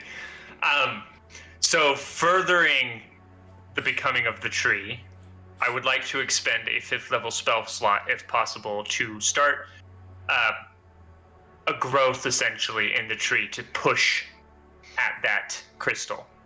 Awesome. Trying to push it out. Awesome. Give me an Arcana check at advantage, because you're using the spell slot to do this. So you've got additional power behind you. What'd you get? Did you get a natural? 27. Did you get a natural? Not a natural 20. Okay. I was 1 off. Oh, you got a 19. 27. Okay, that is... Finestorm, when you're looking at this, the tree itself seems to be growing extra akin to what would be like tumors of sorts. Fungal growths beginning to grow behind the gem, loosening it and pushing it out. Whatever attempts you have are at advantage, and the DC is going to be considered with what that was just rolled on. So the DC is even being affected on this, but I'm not telling you what the DC is still. But you have advantage. It's like the tree itself is willing you to do what you're trying to do. That's your action. Awesome. I don't really have any good bonus actions I can do right now. Okay. Unless... No, I want that thing out before I try to heal the tree. So yeah, there's no good bonus actions I can do right now. Then we're going to consider that the same kind of general influence of what you've been doing, focusing around the Venetian side of things. So your vision again will fog and then clarify with this misty clarification. When you look around, it looks like fog is coagulating to make the scene around you. It's a battlefield. Dead bodies spread everywhere. Celestial, mortal, all kinds. You find yourself in a vast chamber filled with a green, iridescent light, emanating from a single stone, large stone. It's roughly about 10 feet in diameter and 30 feet tall, embedded in the ground. You can only see 30 feet tall of it, but you can tell that it is even deeper in the ground itself. Venetian, who's the focus of what your vision is, currently stands with this blade embedded inside his abdomen. And a being in front of him who has what looks to be a purple arcane device of some kind jabbed into its stomach, into its body, its abdomen. It falls limp, releases grasp of the sword around its hand, and starts slacking sideways as Venetian lets the trident let it slack to the side and fall out of the blade. It then turns back into the cane that he's been using for his side. He breathes heavily as he pulls the blade from his wound, grunting and casting a quick healing spell on himself to close the wound. He examines his surroundings. You can see that it weighs heavily on him. The cost of the lives around him, all the mortal beings who now lay dead. He doesn't give a damn about the Celestials. His eyes are more focused on the mortals who died and perished in this assault. Some of them seem to have been friends of his. Then his sight glances up, towards the green gem where now the man stands. You promised an end to this. The man says nothing, stares at this green gem. Eshnar, you promised an end to this. What's the point? They'll still be alive. Finish it. Ashna, you promised me.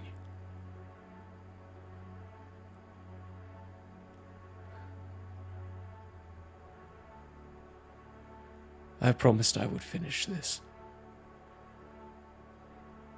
I'll do it my way. He reaches out and touches the gem. Ashna! And suddenly, the scene is yanked from Venetian. Venetian stays in focus from you the entire time, but the scene around you gets pulled away from him, and he is suddenly slammed against a hard, constructed wall behind him. The breath and air around him escapes his lungs, and you can hear panic, civilians screaming, running around. He regards his surroundings again, not seeing anything familiar. You're now inside an alleyway. A guard of some sort comes running up and is like, "Quickly, sir, you need to get into anywhere but here. Get to cover." What is happening? Where have you been that you have not known what is happening? Venetian stands up, walks around one of the corners, the guard and ushering him the entire time to try to, pleading for him to take cover. He stares off into the horizon to a great titan, wielding a very large weapon and now bringing it down onto the surface and the ground around it. This titan is so large that it is clearly miles away. But it still looks close. The hammer strikes the ground. You could feel the rupture of the earth beneath you starting to crack, shatter, spread from its might. A cloud of dust and smoke starts forming around where its strike hit. It starts flowing quickly, rapidly towards you, covering miles in seconds. Venetian is filled with this viver, with this mind, this image. Determination of some kind as his feet emanate off the ground. You hear him say, "Fine. I'll look after myself then." Very suddenly, white, ethereal forms of mist start forming from around random parts of the city, flowing towards him. The guard itself, a strand emits from him and starts flowing towards Venetian, and you hear him sputter out, "What are you doing?" You hear him say, "Surviving."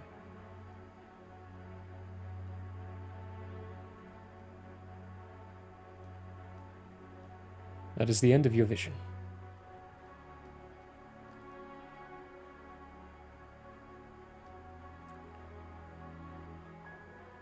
You have just witnessed the breaking of Pangea, the shattering of Nathria, the event that broke up the single continent into the multiple that it is now.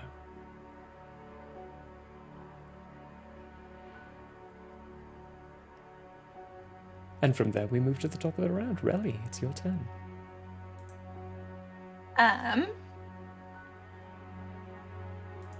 Ooh.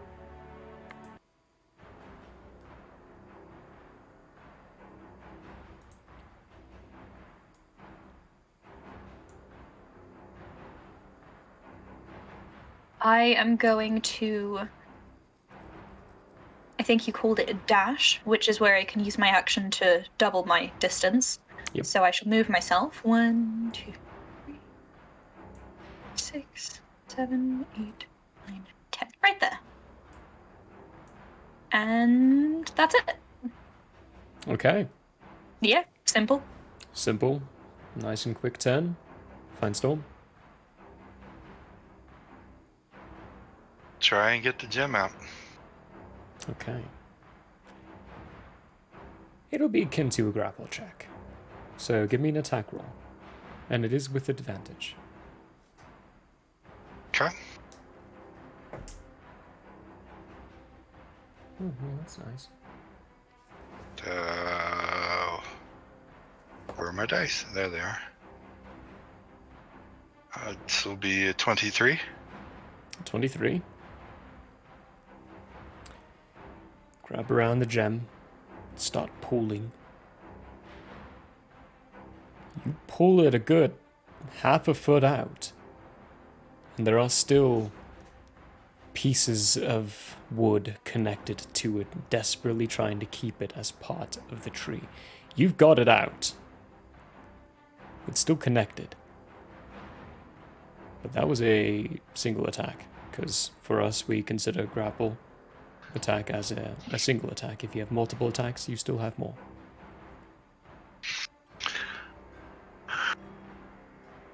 Question. Okay. If I firmly grapple this thing, I mean, both hands pull to the chest, could I take it with me on a spatial step? That's a really good question. You won't know until you try. I'm gonna try. Okay. You already have a grapple, so doing both is going to be fine. You can activate your special step.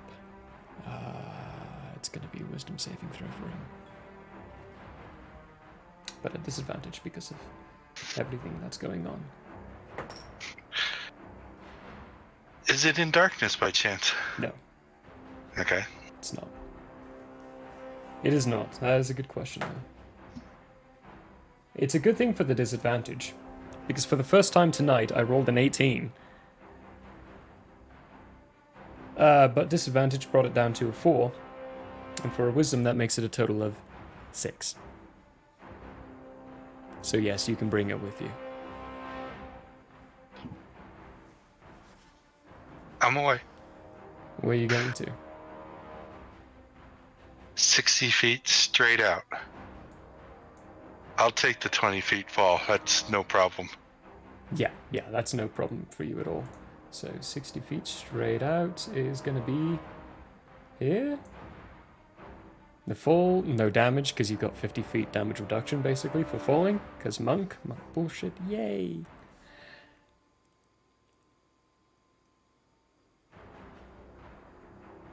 Sweet, you're 60 feet out. Gem's out. With the gem in your hands.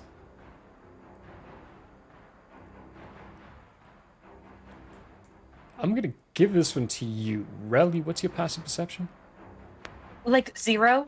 0, so roll for it then. 13. Give me a perception check. Same thing with you, Yolandriel.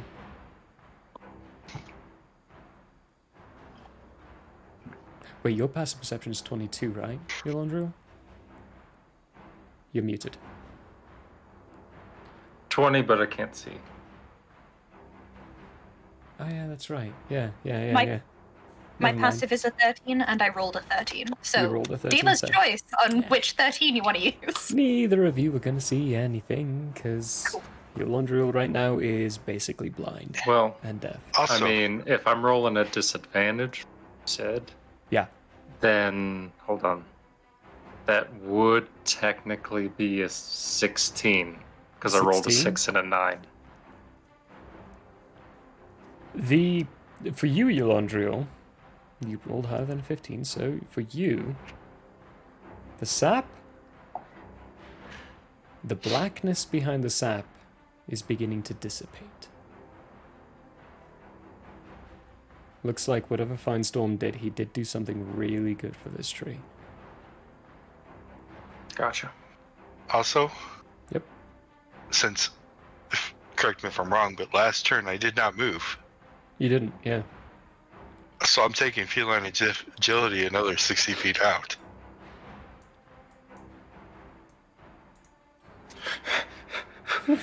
Just fucking booking it.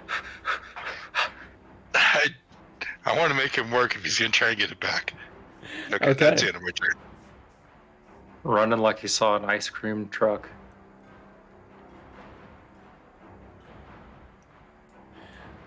Okay. That's fine, Storm. Parker's turn.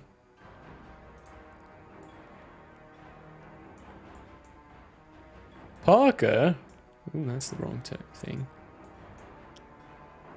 Oh, too far.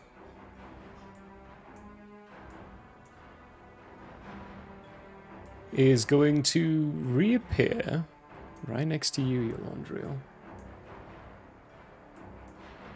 But his eyes are not glazed over anymore.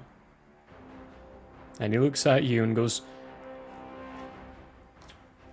"Alright, your friends did wonderfully. They didn't tell us the plan. They're really keeping him occupied above to their detriment. We have limited time. He sent his armies down here to the door as quickly as you can." Say that one more time, but louder. Get to the Just door! pull me. Okay, I'm going to yell at everyone. It comes in our connection too loud. This is what you guys hear. We need to get to the door. He will then use his movement to move there, and use his action to do a dash to get to there. And while he's passing you, Fine Storm, he will say, "Very good job, very clever, thank you." Did he run past Brolog? He would have, yes, because he considers you an ally right now.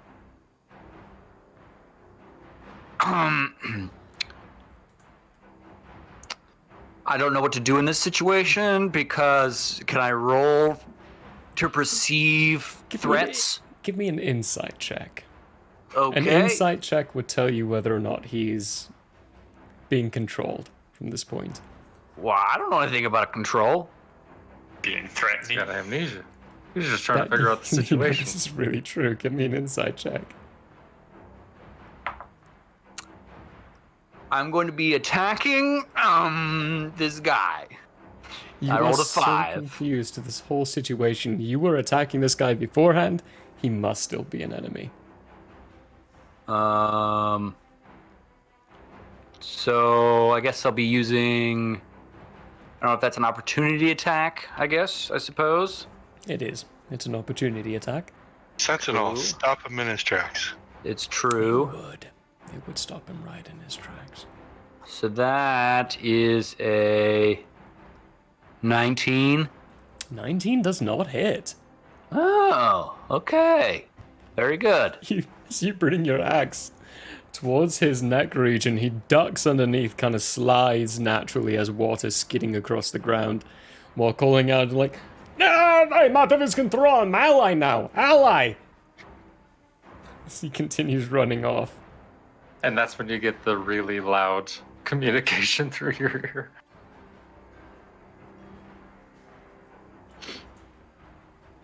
Yeah, I'm running.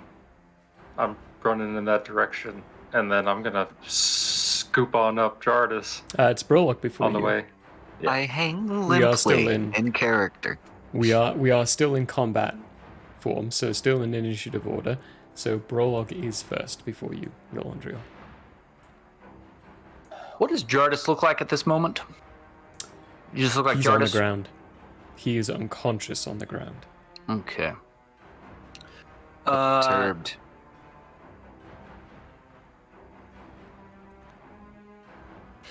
Well, in that case, I would like to roll insight to see if Fine Storm looks like an enemy or a threat, as he looks like a robber currently. Yeah, actually, to that point, beginning of your turn, give me an intelligence roll. So, roll or saving throw or just a roll. It doesn't matter either way. Yeah. That's a 4. 4. You have no idea why you're here or who any of these people are. Okay, can I roll insight to see if Fine Storm looks threatening? Because he looks like a robber. Yeah, go for it. 15 for a total of 16. Considering the scenario, it genuinely does look like he is stealing whatever the object in his hands is. Okay. Go for it. Go for it. I've been waiting all night anyhow to play with this, so go for it. The Thunder Axe is going to be thrown at Finestorm. Okay.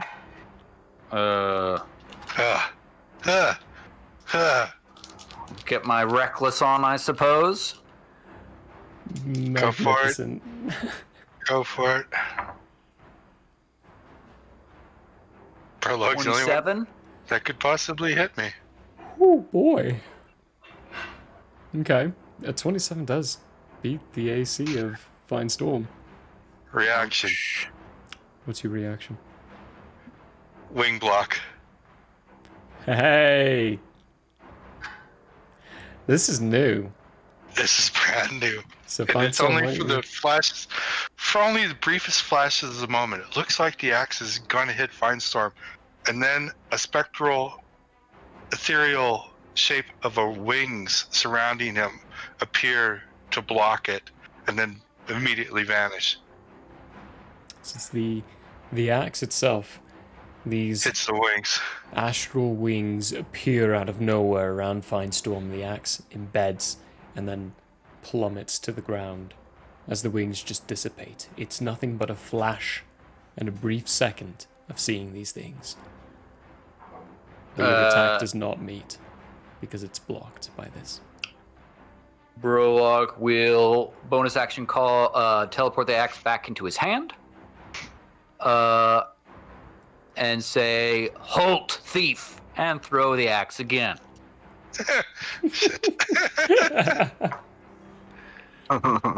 28. Another 28. That still hits. That's gonna hit, yeah. I can only use a reaction once. Whether or not have multiple different reactions I could do, right? Yeah. Yeah. Yeah, that's what I thought. 14 damage. Okay.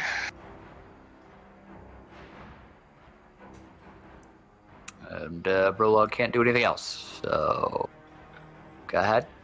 Okay. Now it's your turn, fine. Yeah, you're Andrea. Okay, I'm going to boot Scoot and Boogie. 5, 10, 15, 20, 25. Scoop up Jardis. Hey, Movement's halved from this point. Okay. So that's 20, so that'll be 30. Feet instead? Yeah.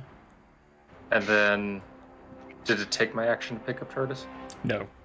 I would say bonus action.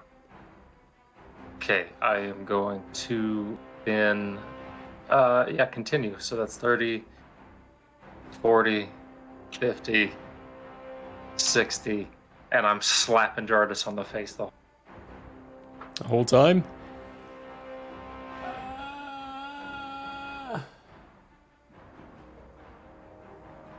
Nothing happens.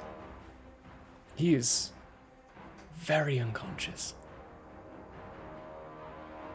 Okay. Yeah,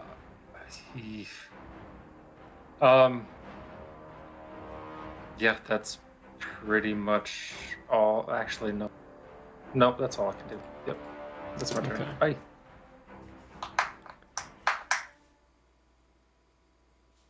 Jartus, you're unconscious and there's no saving throw for this.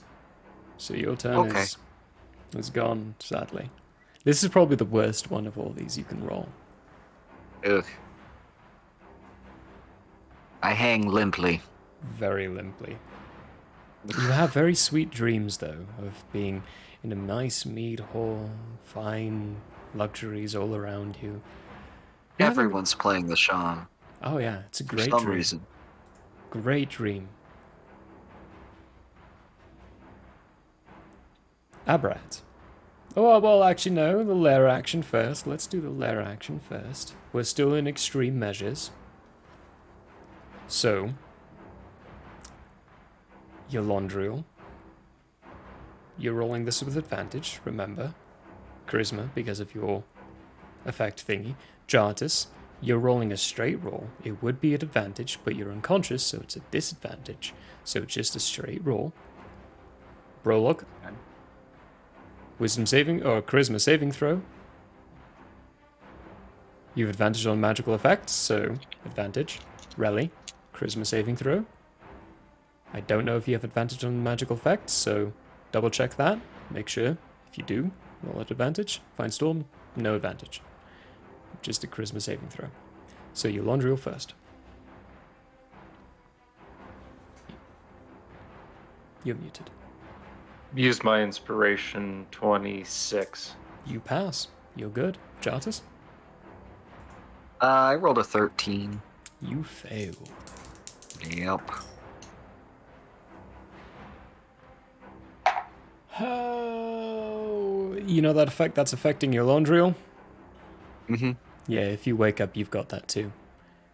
I'm also blind. Also, 14? 14 is a fail as well. This is the one I can't pass unless I roll 20, right? His stone's been removed. The DC has been affected, but 14 is still a fail. Okay.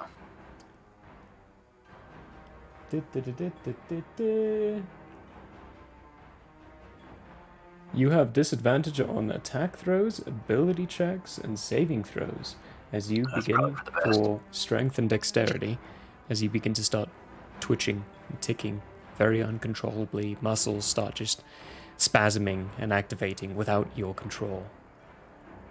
Relly? 23. 23, that's a pass. Fine Storm? 18. 18, that is a pass. Meets beats. It was 22, it's now 18. Oh, just barely. Just barely. Barely. That was a raw roll, too, so. Oh, that was a good roll for you then. Alright. Aberrat. There is no Venetian to focus on. Perfect. He's Step been 1 removed. is complete. Step 1 is gone. Right. Step 2. Step 2, I would like to assess as to whether or not the damage is negatively affecting the corrupted Marcus. It's not there yet.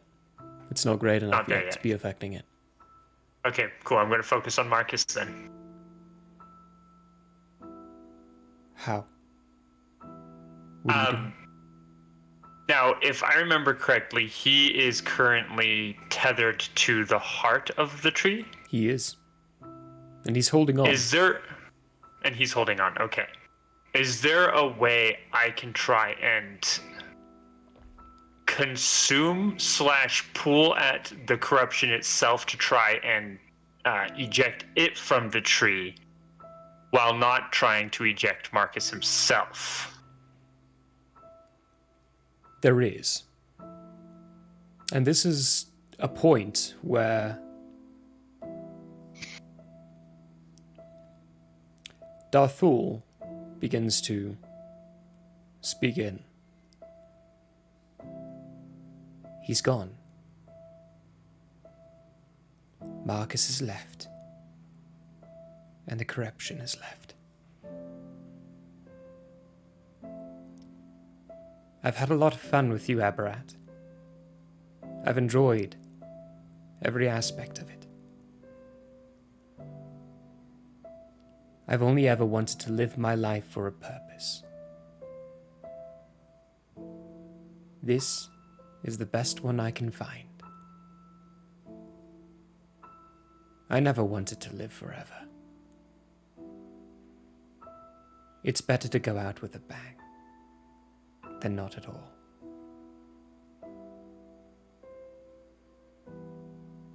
So no, I'm not giving you a choice in this. It has been an honor, my friend. Make a good race for us, friend.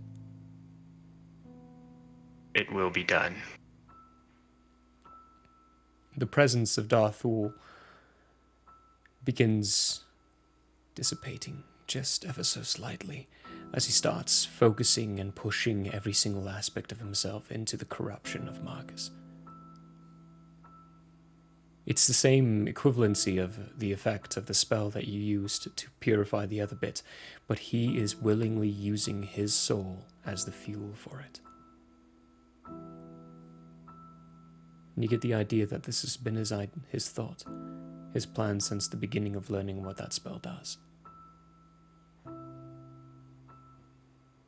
He always thought it was you who's supposed to go forward from this point, not him.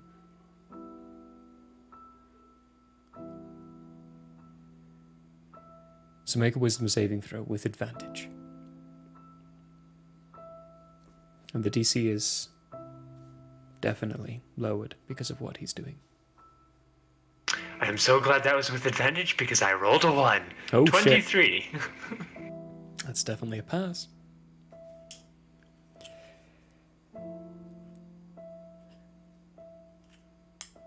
The essence of Darthul bellows in, wraps around.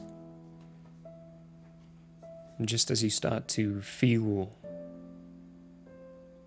the purification of Marcus's soul begin, you start to see aspects of what you had seen.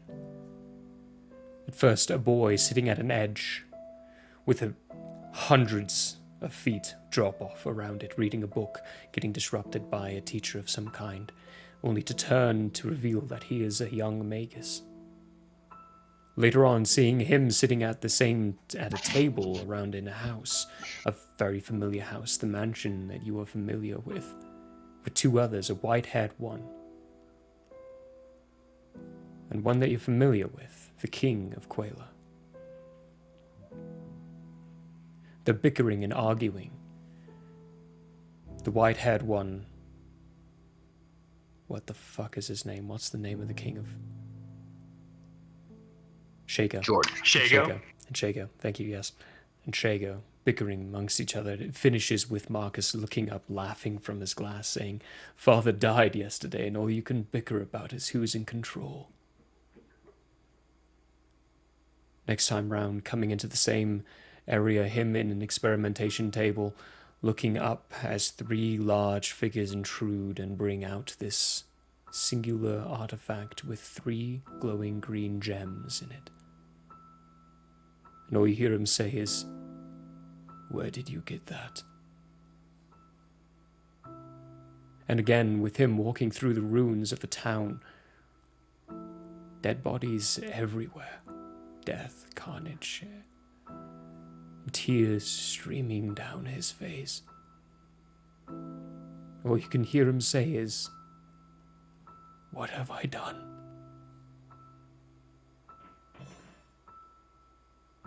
And again, darkened chamber. You hear it first. The sound of wet, slapping liquid on the ground, then you smell it. Blood. Hear the grunts of a man struggling to walk. The pain of a wound so egregious that he is bleeding greatly from it. A small bicker and curse you hear come out in Magus. "Why can't I heal?" He slumps against a pillar. You suddenly realize that you are inside the room that you were just in. The same great tree. Same man you know to be Marcus.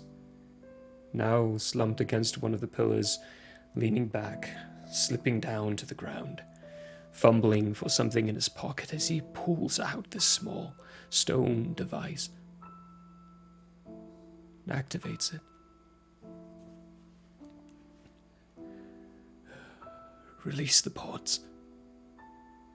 Free the experiments. Initiate Protocol 34. Activate Mother. Retrieval. My location. Purge the rest. He has betrayed us."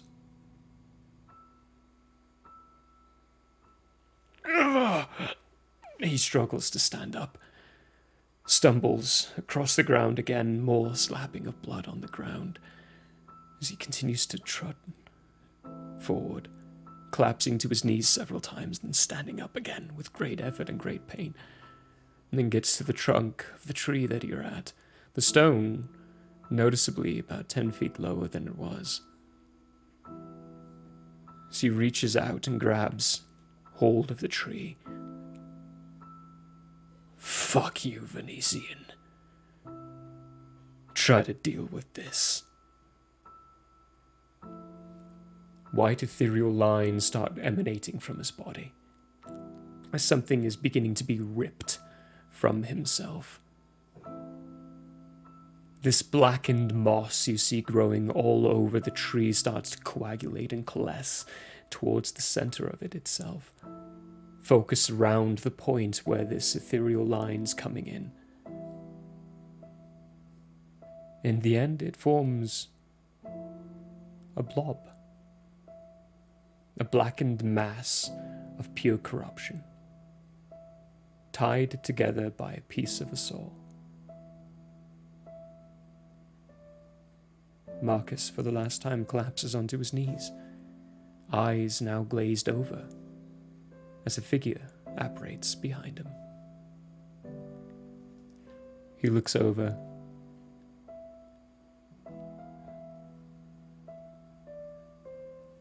My call. The leaves are coming together. The figure kneels down next to him. No, Marcus. Not the leaves yet. Just Mother. Come. We have more work to do.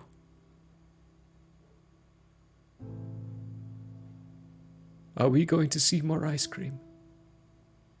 Yes. We're going to go see more ice cream. And they both evaporate.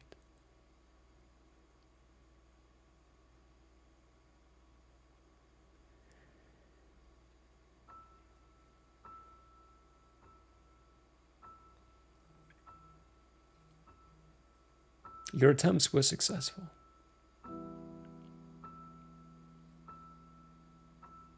For the rest of you, the tree itself begins to brighten.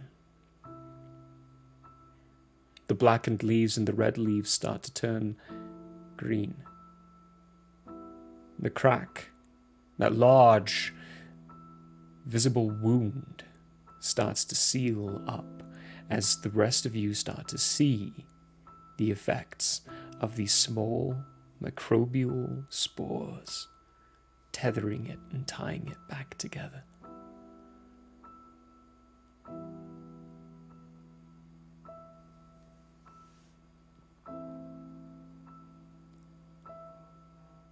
I just got a very visceral fuck you from someone.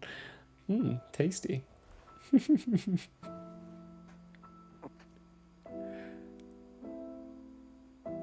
For most of you, you don't know what to think about this. Did you win? Are you done? Was this the end? Did you just beat the Lich King? We have no idea as we go to the top of the round with Relly. It's your turn.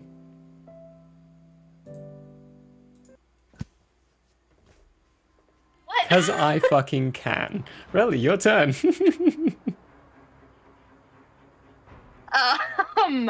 Okay. Tangerine If you is can all shook. hear that, which you probably can. Zelda's cussing me from the other room. I agree with her. I fully agree with her. So Tangerine is shaking. Relly does not know any of what just happened. No, you don't. But has heard that Yolandriel yelled that we should all get to the door. So she will use her action thing to basically just undo the exact thing she did last round and just move as much as possible towards the door. So let's just go to... Excuse me. Good grief. Hang on, I don't even know how I'm counting. Right here. That would take me to 50? Okay, then I'm going to there. And that's gonna be it. I'm just running the complete opposite direction as if this is the fitness gram pacer test. Okay.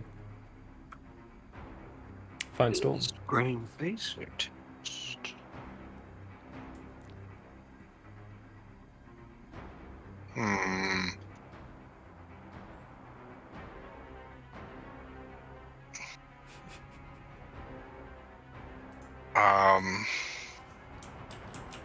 Run. Run. I don't know if I am within Prologue's attack of opportunity. You're not. He's not activated his Eldritch Claw, so you know you wouldn't be. Okay.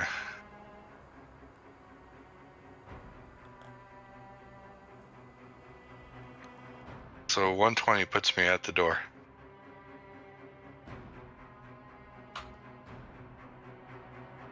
When you get to the door, or when you get to that point, you can see that Ding and Dirt are beginning to move inside. And are starting to try to get to the other sides of the door to start to shut it. What's up? What do you guys see? One of them looks over. Hundreds of undead. We can't push through? You're welcome to try.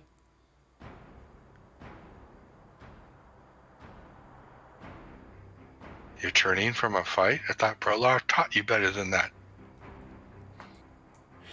When you take a peek out, the corridor is a tunnel of undead. When they say hundreds of undead, they're climbing on top of each other and flowing over each other. World War Z status? World War Z status. They are filling up the 20-foot radius tunnel on the outside. It's hundreds you can see, and behind them, hundreds more. And at a quick glance, what level would I say these undead are? What challenge rating? What threat Super level? fucking easy. They are so small. They're like a guard. You know that pliable plywood Eulondriel guard? The guard that Eulondriel killed? They're like that. Okay, But there's then I hundreds of will. them. Then I will river this and say, figure something out, and step outside as they shut the doors.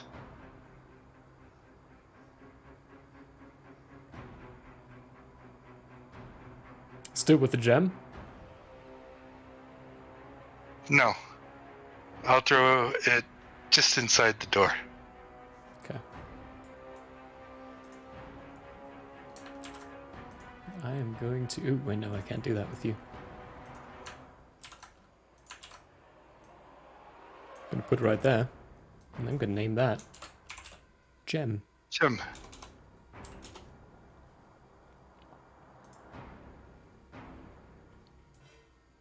Okay, you are on the outside of the door with a horde of zombies who seem to be turn out.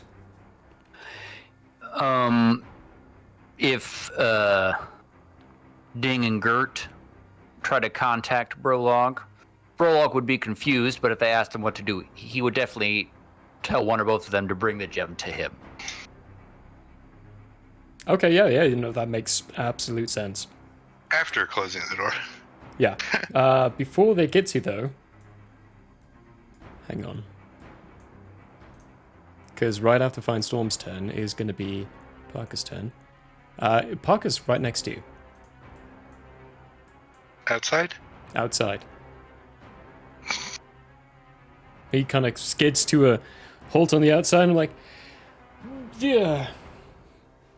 Well, if you're going to die doing this, then so am I. Fighting I'm my not going father. to die. Well, let's make it the bet.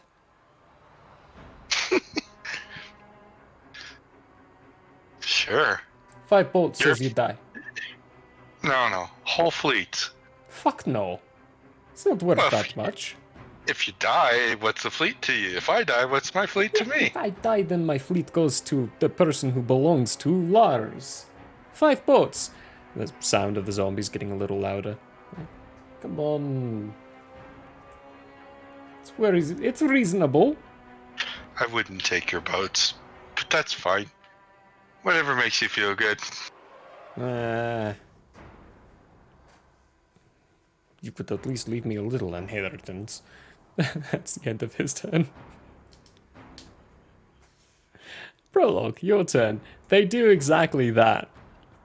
They do. Ding specifically calls back to you saying, lots of zombies, more for defendable in this location. Closing doors.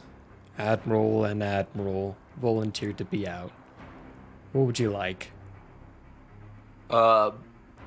Brolog would like to take his movement and action to move further. So I moved him 80 feet there.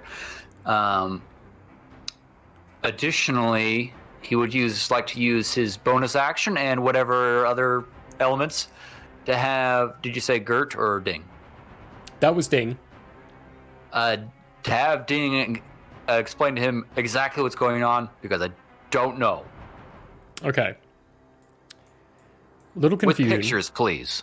Yeah, little confusion, because he's, as far as he was aware, you knew exactly what was going on in every moment. So he's still confused. He's very confused. But he communicates to you all. Yeah. 20 feet tunnel on the outside, completely filled with zombies and undead. They're coming and storming around. There's no way we can fight that. No. Who are you and who are these? What? That's where he's gonna get. Okay. With his. Wait, do I get to roll an intelligence thingy? You do, yeah. Roll an intelligence thingy. That would be a good time to make it, but I guess not. 5? Oh god, yeah. You still don't know. You really don't know what's going on. Yeah, cool. That's it. Cool. All right. That was So wait, cool. does Brolog have the gem now? The gem's on the ground. So Ding did not bring it. No, he did not bring it because he was confused on that. Gert would have brought it to you. So Gert brings it to you. Cool. How far is that? Actually, he would be around. Ah! Yeah, no, that's within range. Yeah. Cool. He brings it to you, puts it in your hand, like, you're right, boss? It seems like no. Oh, that's bad.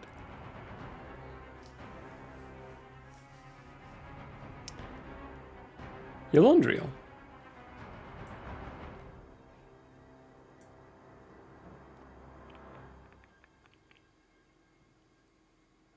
Yes. Is it my turn? Yeah, it's your turn.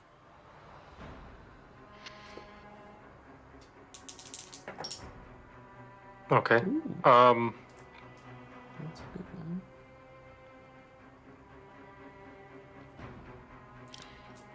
I'm gonna message the people up top. Okay. Figure out what's going on. Who in particular? Because Who's you're gonna all have up there to again? cast. You're gonna have to cast sending for this. Cool. Who's all up there? You have no idea because they didn't tell you all their plan. You know, at the very least, Mathona is up there. Okay, then her. What are you saying? We have the heart. What is the situation up there?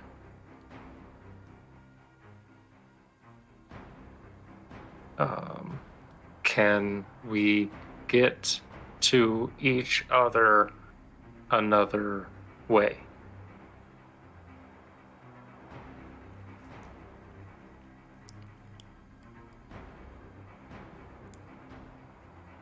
Whoops. Okay. Response you get is, holy shit, you have the heart. Good. I can do this now.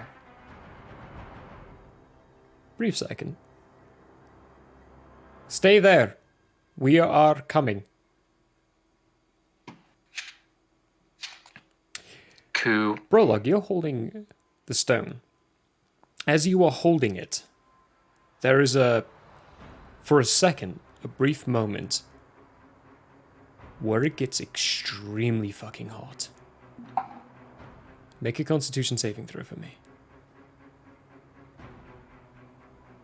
Okay. Is this advantageous sort of thing or not? Not a magical effect. It's a literal physical reaction. Oh no! Your rolls. 13? Yes, because it's you're raging and it's not that much. So oh, good. 13 is gonna save. So you're gonna have a 1 because apparently D4s for me today will only roll 1s. So you're taking 1 point of fire damage. Cool. Taken. Taken. And you manage to hold on to the gem in your hand. Something just happened. Fine Storm, seeing as you were on the outside, that horde of zombies in front of you collapses. They stop running around over each other and instead fall to the ground completely prone and then start standing up, one at a time. Looking around, confused? In my most commanding voice, I will say, "To the surface!" Okay, give me a persuasion check, just for, shits and gigs. Yeah, why not? Why not? Now would be the time for that. Let's hear. Do I have any bonuses on that? No, I don't. So 14. 14. They're undead. They're pretty stupid. A few of them definitely, absolutely, yeah. They start running back and talking in common and saying, I guess we better get to the surface. Where's the surface? Where are we going? Few of them... And then I turn and look at Parker and go, told ya. Fucking shit. He owes you 5 boats. And he's like, what? What just happened? No fate. I tell ya. They're all turning around, and one of them, though, stays and looks at you all. Alright, I have no idea what's going on. Why are we down here? Where you got is lost, here? turned around. You need to go back to the surface. Everything will be explained. Alright. He turns and looks at everyone else. Alright, everyone, you heard him. Go to the surface. We'll get everything nice and explained as to what's going on. Am I decomposing? It's just the lighting. It's just the lighting. Deception check.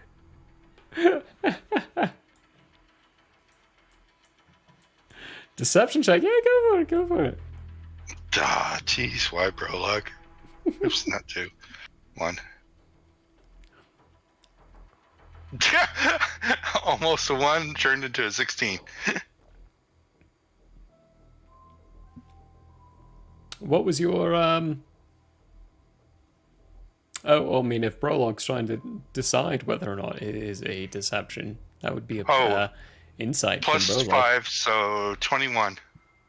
Oh, I didn't mean it that way, but sure. So inside, huh? That's natty 1 for 2. Yeah, it's absolutely the lighting. Absolutely the Cool, lighting. cool, Yeah. 100%. Next. For a moment, though, you're all very uncertain to what just happened. Is it Brolock's turn yet? We're Does he out of need to combat, roll? so we're in RP moments at this point. Well, kind of still in combat because Brolock doesn't know who these people are. Dean and Gert are standing around you doing a decent job at explaining. Oh, they told me, okay. Yeah, Right, they're doing right, a decent job at explaining what's going on. They're a little confused as to why you don't remember, but they're not really questioning it. That's wise of them. Yeah, they're just informing That's what we you. call a cult leader. Yep. Exactly. But we're at a point where Parker looks at you, finds some. Well, I guess I owe you 5 bolts. And it also appears that I owe them an explanation. I'm not going to lie, when I was pretty sure we were all going to die at the end of this. As in, all of us under his influence. I'm not sure why we're still alive, but I may as well, go do my part and explain. You got some people to take care of now. You inherited them. I sure did. Then he starts walking away slowly.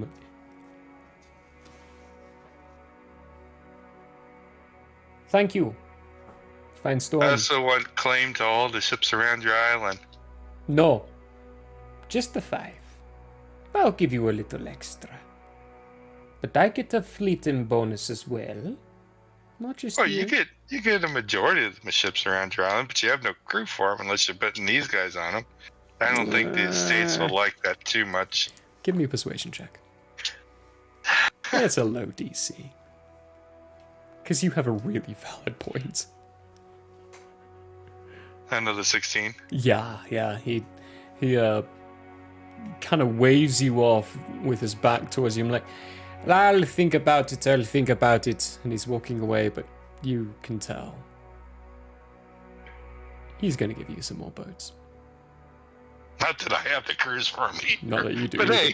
But hey. Boats are boats. Spread the wealth. Share the load. I want to come back with a bigger fleet than Lars, just so to see his face. Good luck. I think he still has twice the fleet as you. Yeah, actually, I'll have to crunch the numbers on that because you might. Mind you, he does have the Grand Admiral cut as well. Yeah, I'll crunch those numbers and let you know.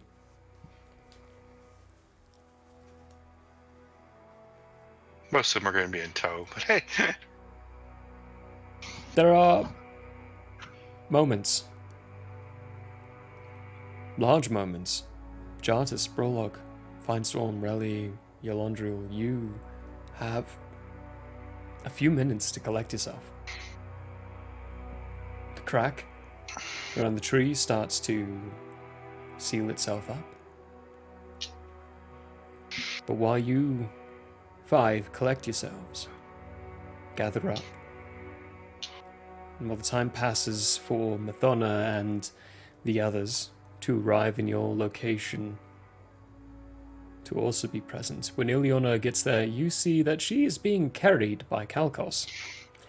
Ileana is currently missing her left arm and her left leg. And very quickly you hear her say, disintegration spell gone wrong. As in, he hit me with one, and I didn't dodge out of in the way.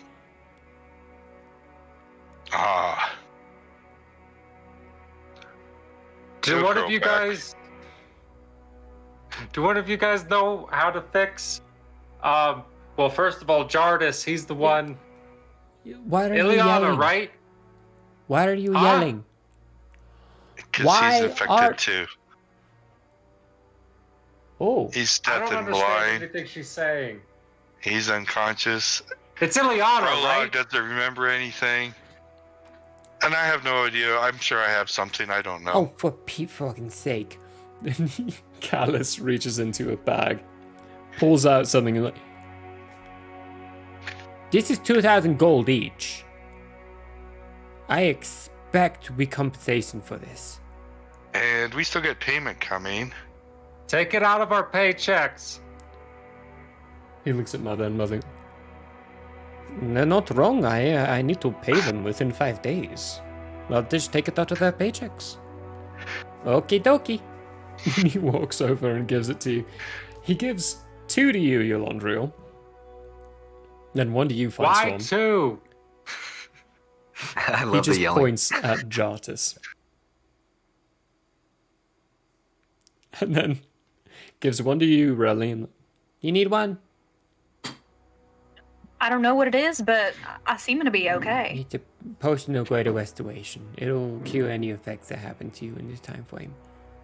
Expensive as heck, but I prepared a few just in case. You never know what I mean- vampires and zombies do to you. If you've got one to spare, I will gladly pay you for it and keep it upon my person for a later time. Alright, we'll take it out of your paycheck. And he All hands right. you one. Cool. Then he looks at Mother.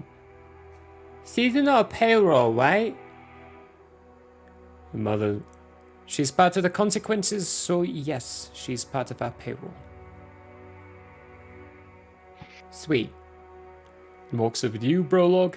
A small little boy that you've never seen before in your entire life. And in fact, you're surrounded by a bunch of people that you've never seen. You're reassured by the 2 trolls in front of you that they're friends of yours and you know them. But he's now offering this strange purplish liquid. Brolog will seek to intimidate the little child and say, "Tell me what this is. Is it poison?" Okay, give me an intimidation check.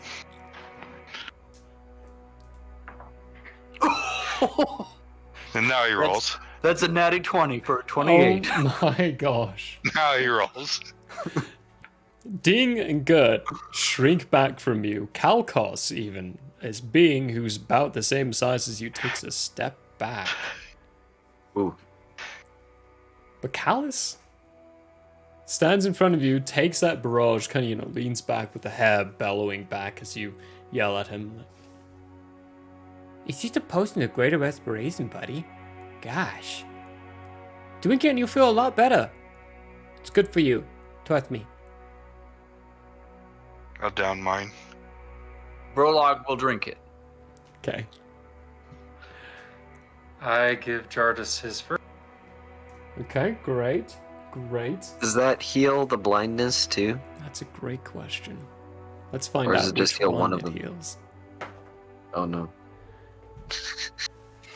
That's gonna be your blindness. Jartis is still very unconscious. I think he's got to sleep it off.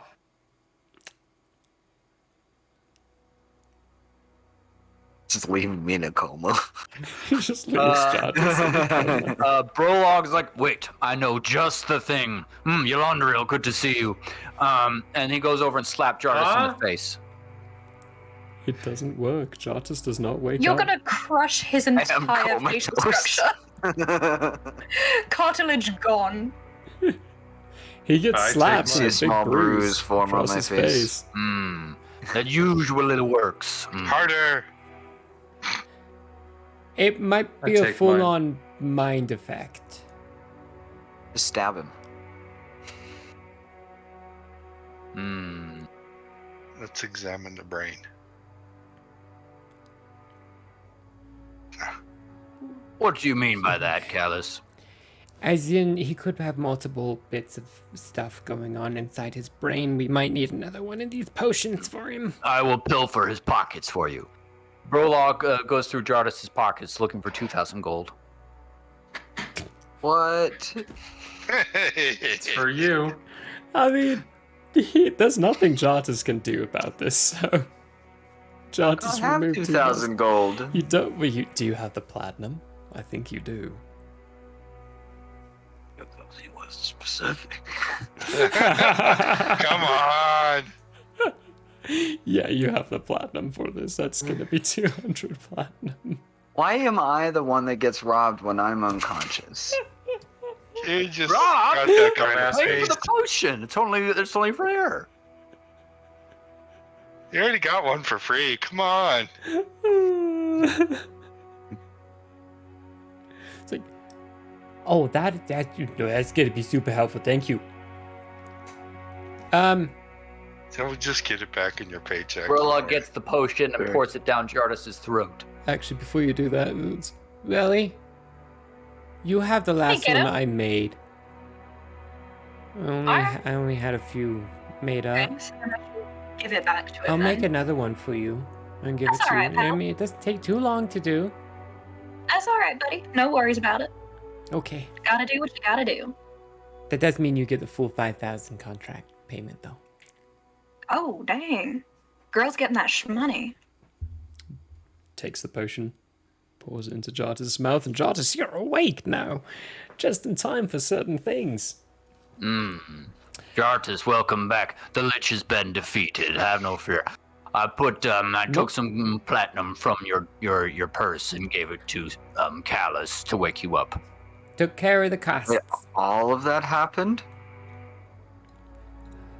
Well, And Mother steps forward. yeah, the Lich has not been defeated per se. His body has Was been... his phylactery destroyed? Yes. I was waiting for you to remove the gem. And when I got word that you did, I destroyed his phylactery. We had it at a certain point where we could. Cost Where us is his a little body? bit. Oh, it's dust. She And what's the disintegrated it, like my arms. His soul still exists inside the soul stone, so he could come back in a few days. That's the issue. So how do we take care of that? We use it. On how? Then let's use it today. Good. Brilliant. Where's the gem? And where's Abrat? Point at the tree. The tree, now that you're all looking at it again, has begun to very softly glow. The wound at the top has completely closed and sealed itself. It's reformed and healed. And that point and margin you see where the stone was is beginning to creep its way down that trunk. Then elongate, grow in height till it reaches the bottom of the trunk and spread. Abrat, while you are inside, you know this is finished. You know it's done. You know it was a success. Because you find yourself standing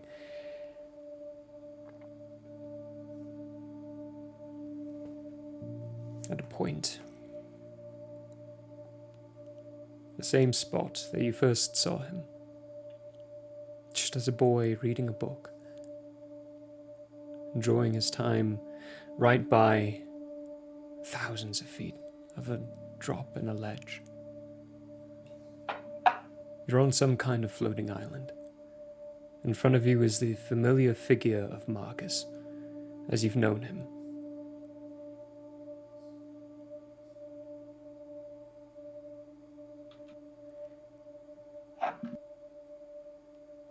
I always thought Venetian would betray me. I didn't know how, though.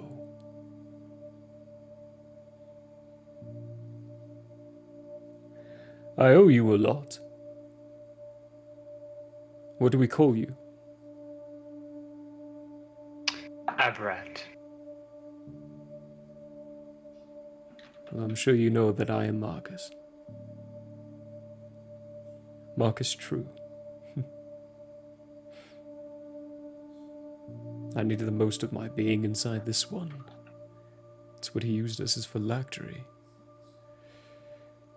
Later put it in the soul gem. Bit of a minor effect for him, but I'm happy to have hindered him in certain ways.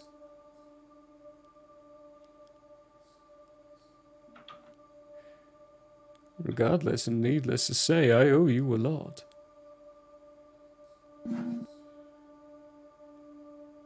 What are your goals? What do you want from the tree? Life.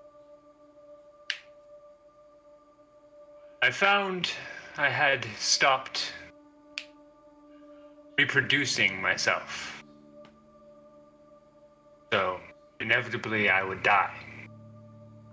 And all do come to an end inevitably, but I am unique.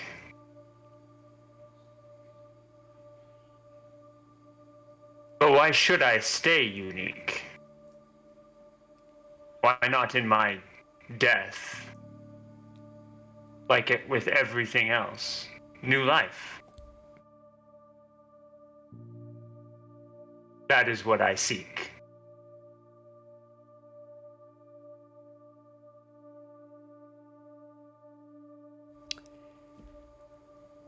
A man many years ago sought the same thought. He believed that the actions of some were doing greater bad to the people of the world, Atheriel itself, and he sought out the same means but for different purposes.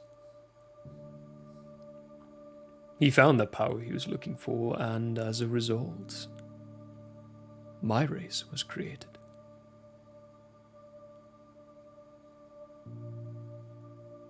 I'm not saying you were an accident, but I am saying my race was an accident. I do agree, though. Life would be good for your kind. You have the means to do it. Your friend sacrificed himself to take care of mine, and now you...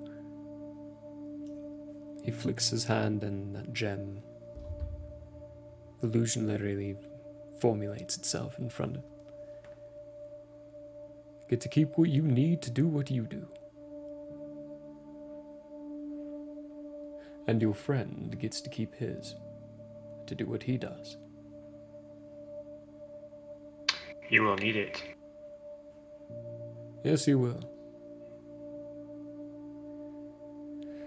Thankfully, with your help, he brings the illusion over to you, and you find out very quickly it's not an illusion, although it looks like one.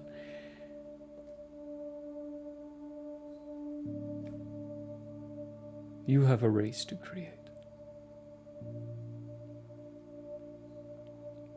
That ring of yours, it will suit very nicely as a facsimile for me to leave this tree, and I very much would like to leave. Not that you're good company, or bad company, you're good company. You have more purpose. Unfortunately, I do. Good luck, Marcus. We'll need it. Same to you, Aberrat. Thank you. Before I go, what do we call you? I am a magus. Yolondru is an Asimar, Jartus a satyr, Brolog a loxodon, Relly a halfling, and Finestorm a tabaxi. What are you?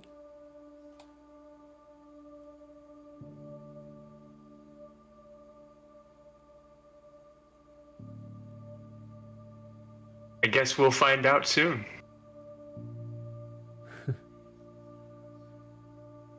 What a cruel tease.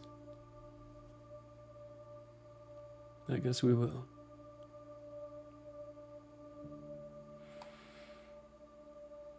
Till another day. And he walks off the edge.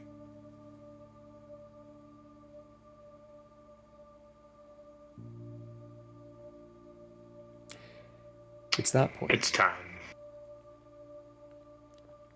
When you say it's time, looking at this gem, this green warmth spreads around you.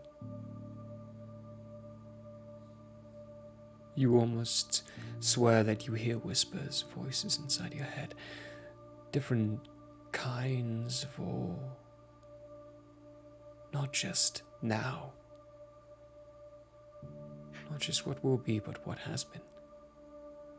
Speaking as if it was always meant to be. And then, nothing. You don't see what happens next, but you feel it. The rest of you see it. As that gaping wound in the tree spreads and opens, dilates, some might say. And a man walks out from it. Brolog and Yolondriel, this is a very familiar scene to the two of you. You've seen this once before. The first time Abrat came to existence, you saw a very similar thing to this. It doesn't look like him, though. Looks different. More elven, a human, tiefling? No. Dragonborn? Maybe. Satyr? It's undecided. To finally the clumping mass situates to human. Simple, greenish brown hair coming out from the back. Standing around 6 feet tall, tannish skin, small little spores and mushrooms growing on top of him. These very bright and vibrant green eyes. He smiles at all of you.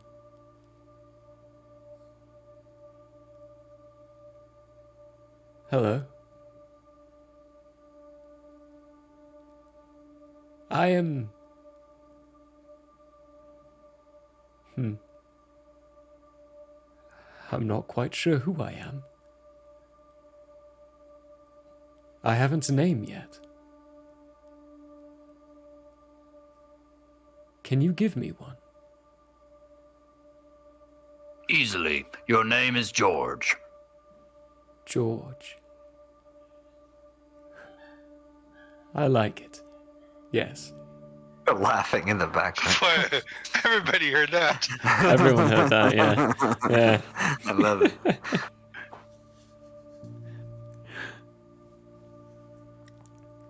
Very well, then I am George. I would like to speak to the consequences.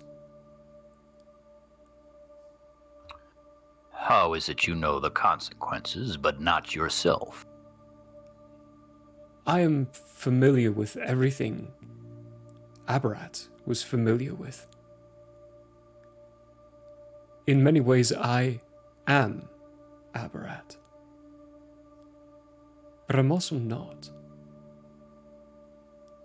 A piece of him, you might say. George of the jungle, one might say.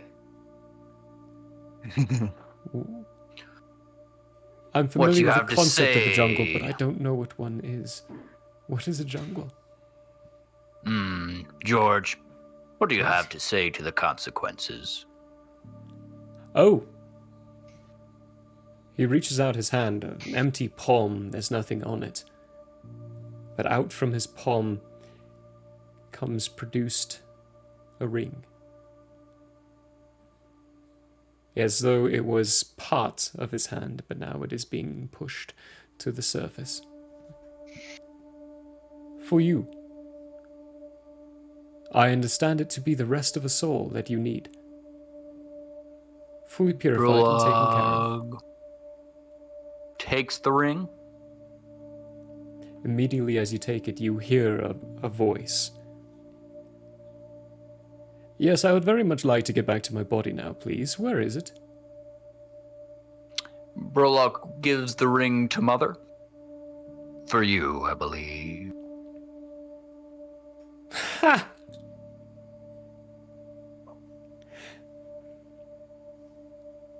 We'll bring you there in a moment, Marcus. George, is it? For now, I believe, until I get a better purpose. But I think that's a good enough one. I think I'll be George for now.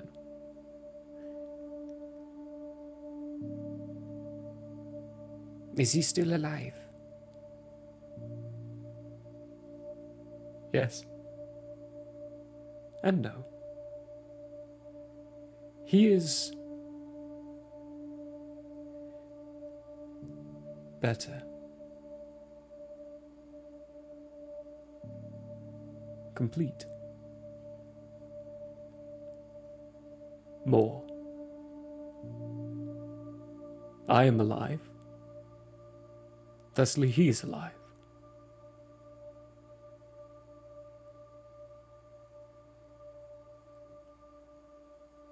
Thank him for me.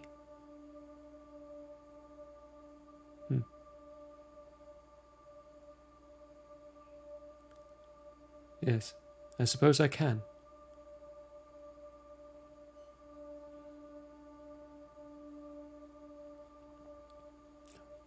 Prologue. The consequences are ready. She holds up the ring held between her thumb and index finger. We have a soul to complete. And one to kill. After you. Ready. The Lich King. I point to the other gem. We gotta take care of that. That will happen in just a few moments. How?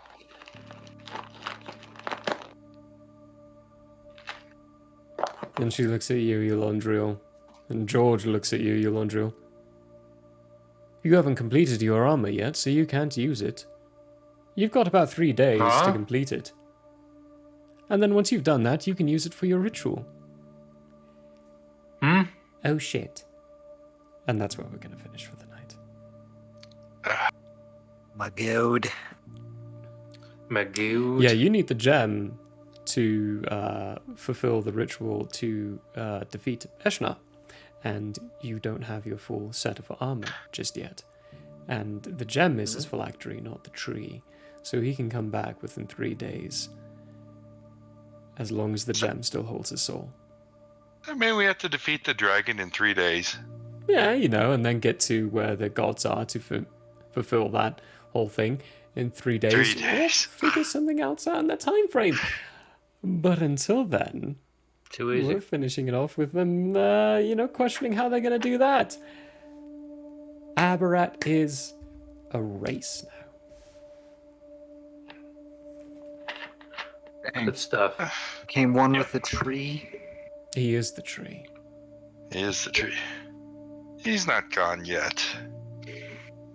Oh, you know what would be a good name for the Aberrat instead of the Aberrat? Aberrat. The Aberrat. I like that. That's pretty good.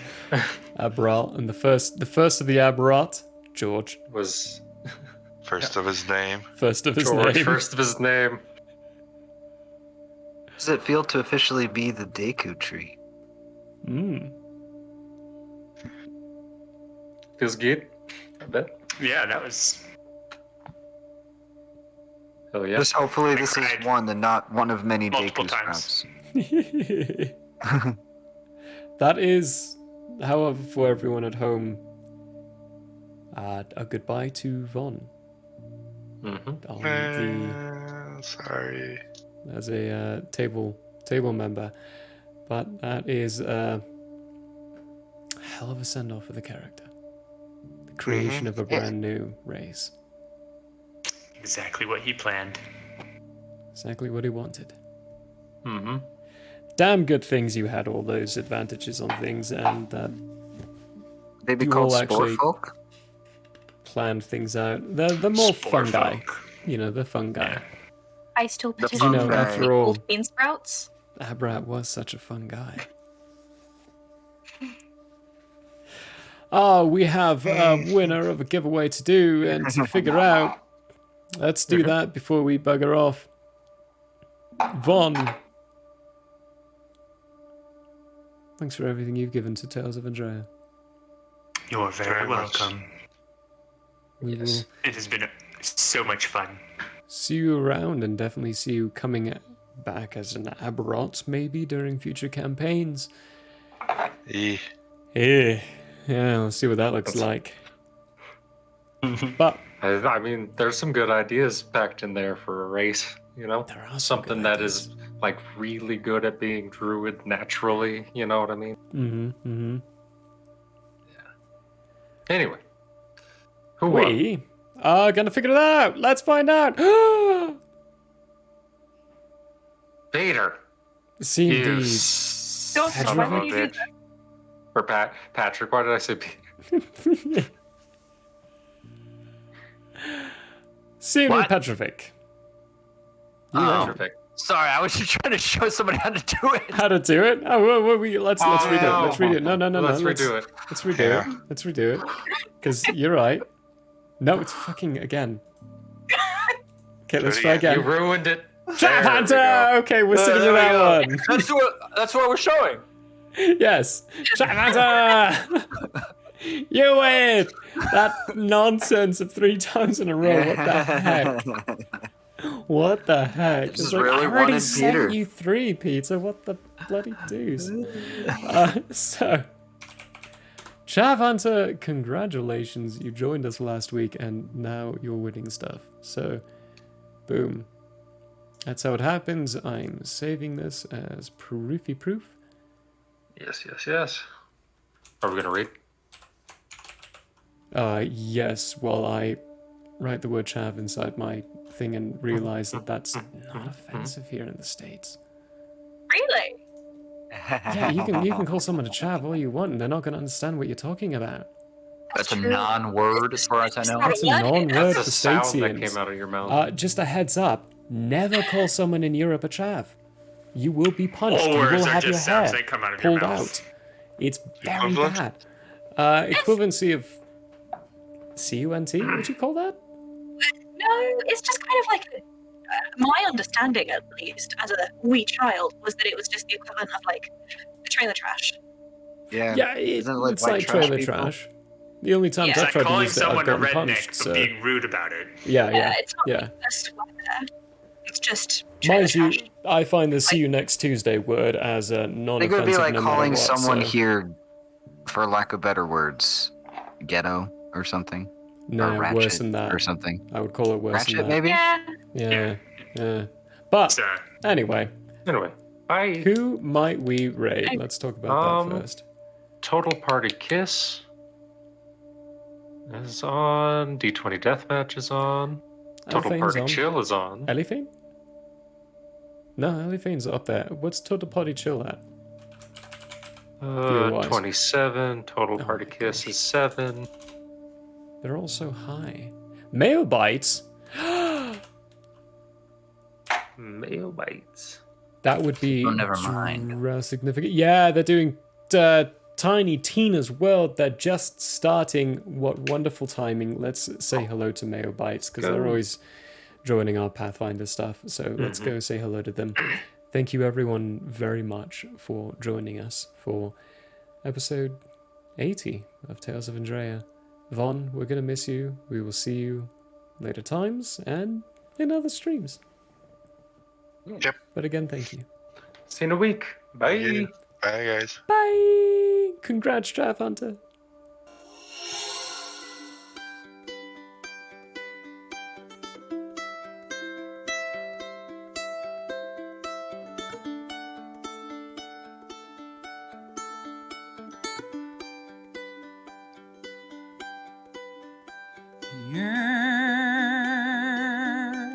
May have closed for now,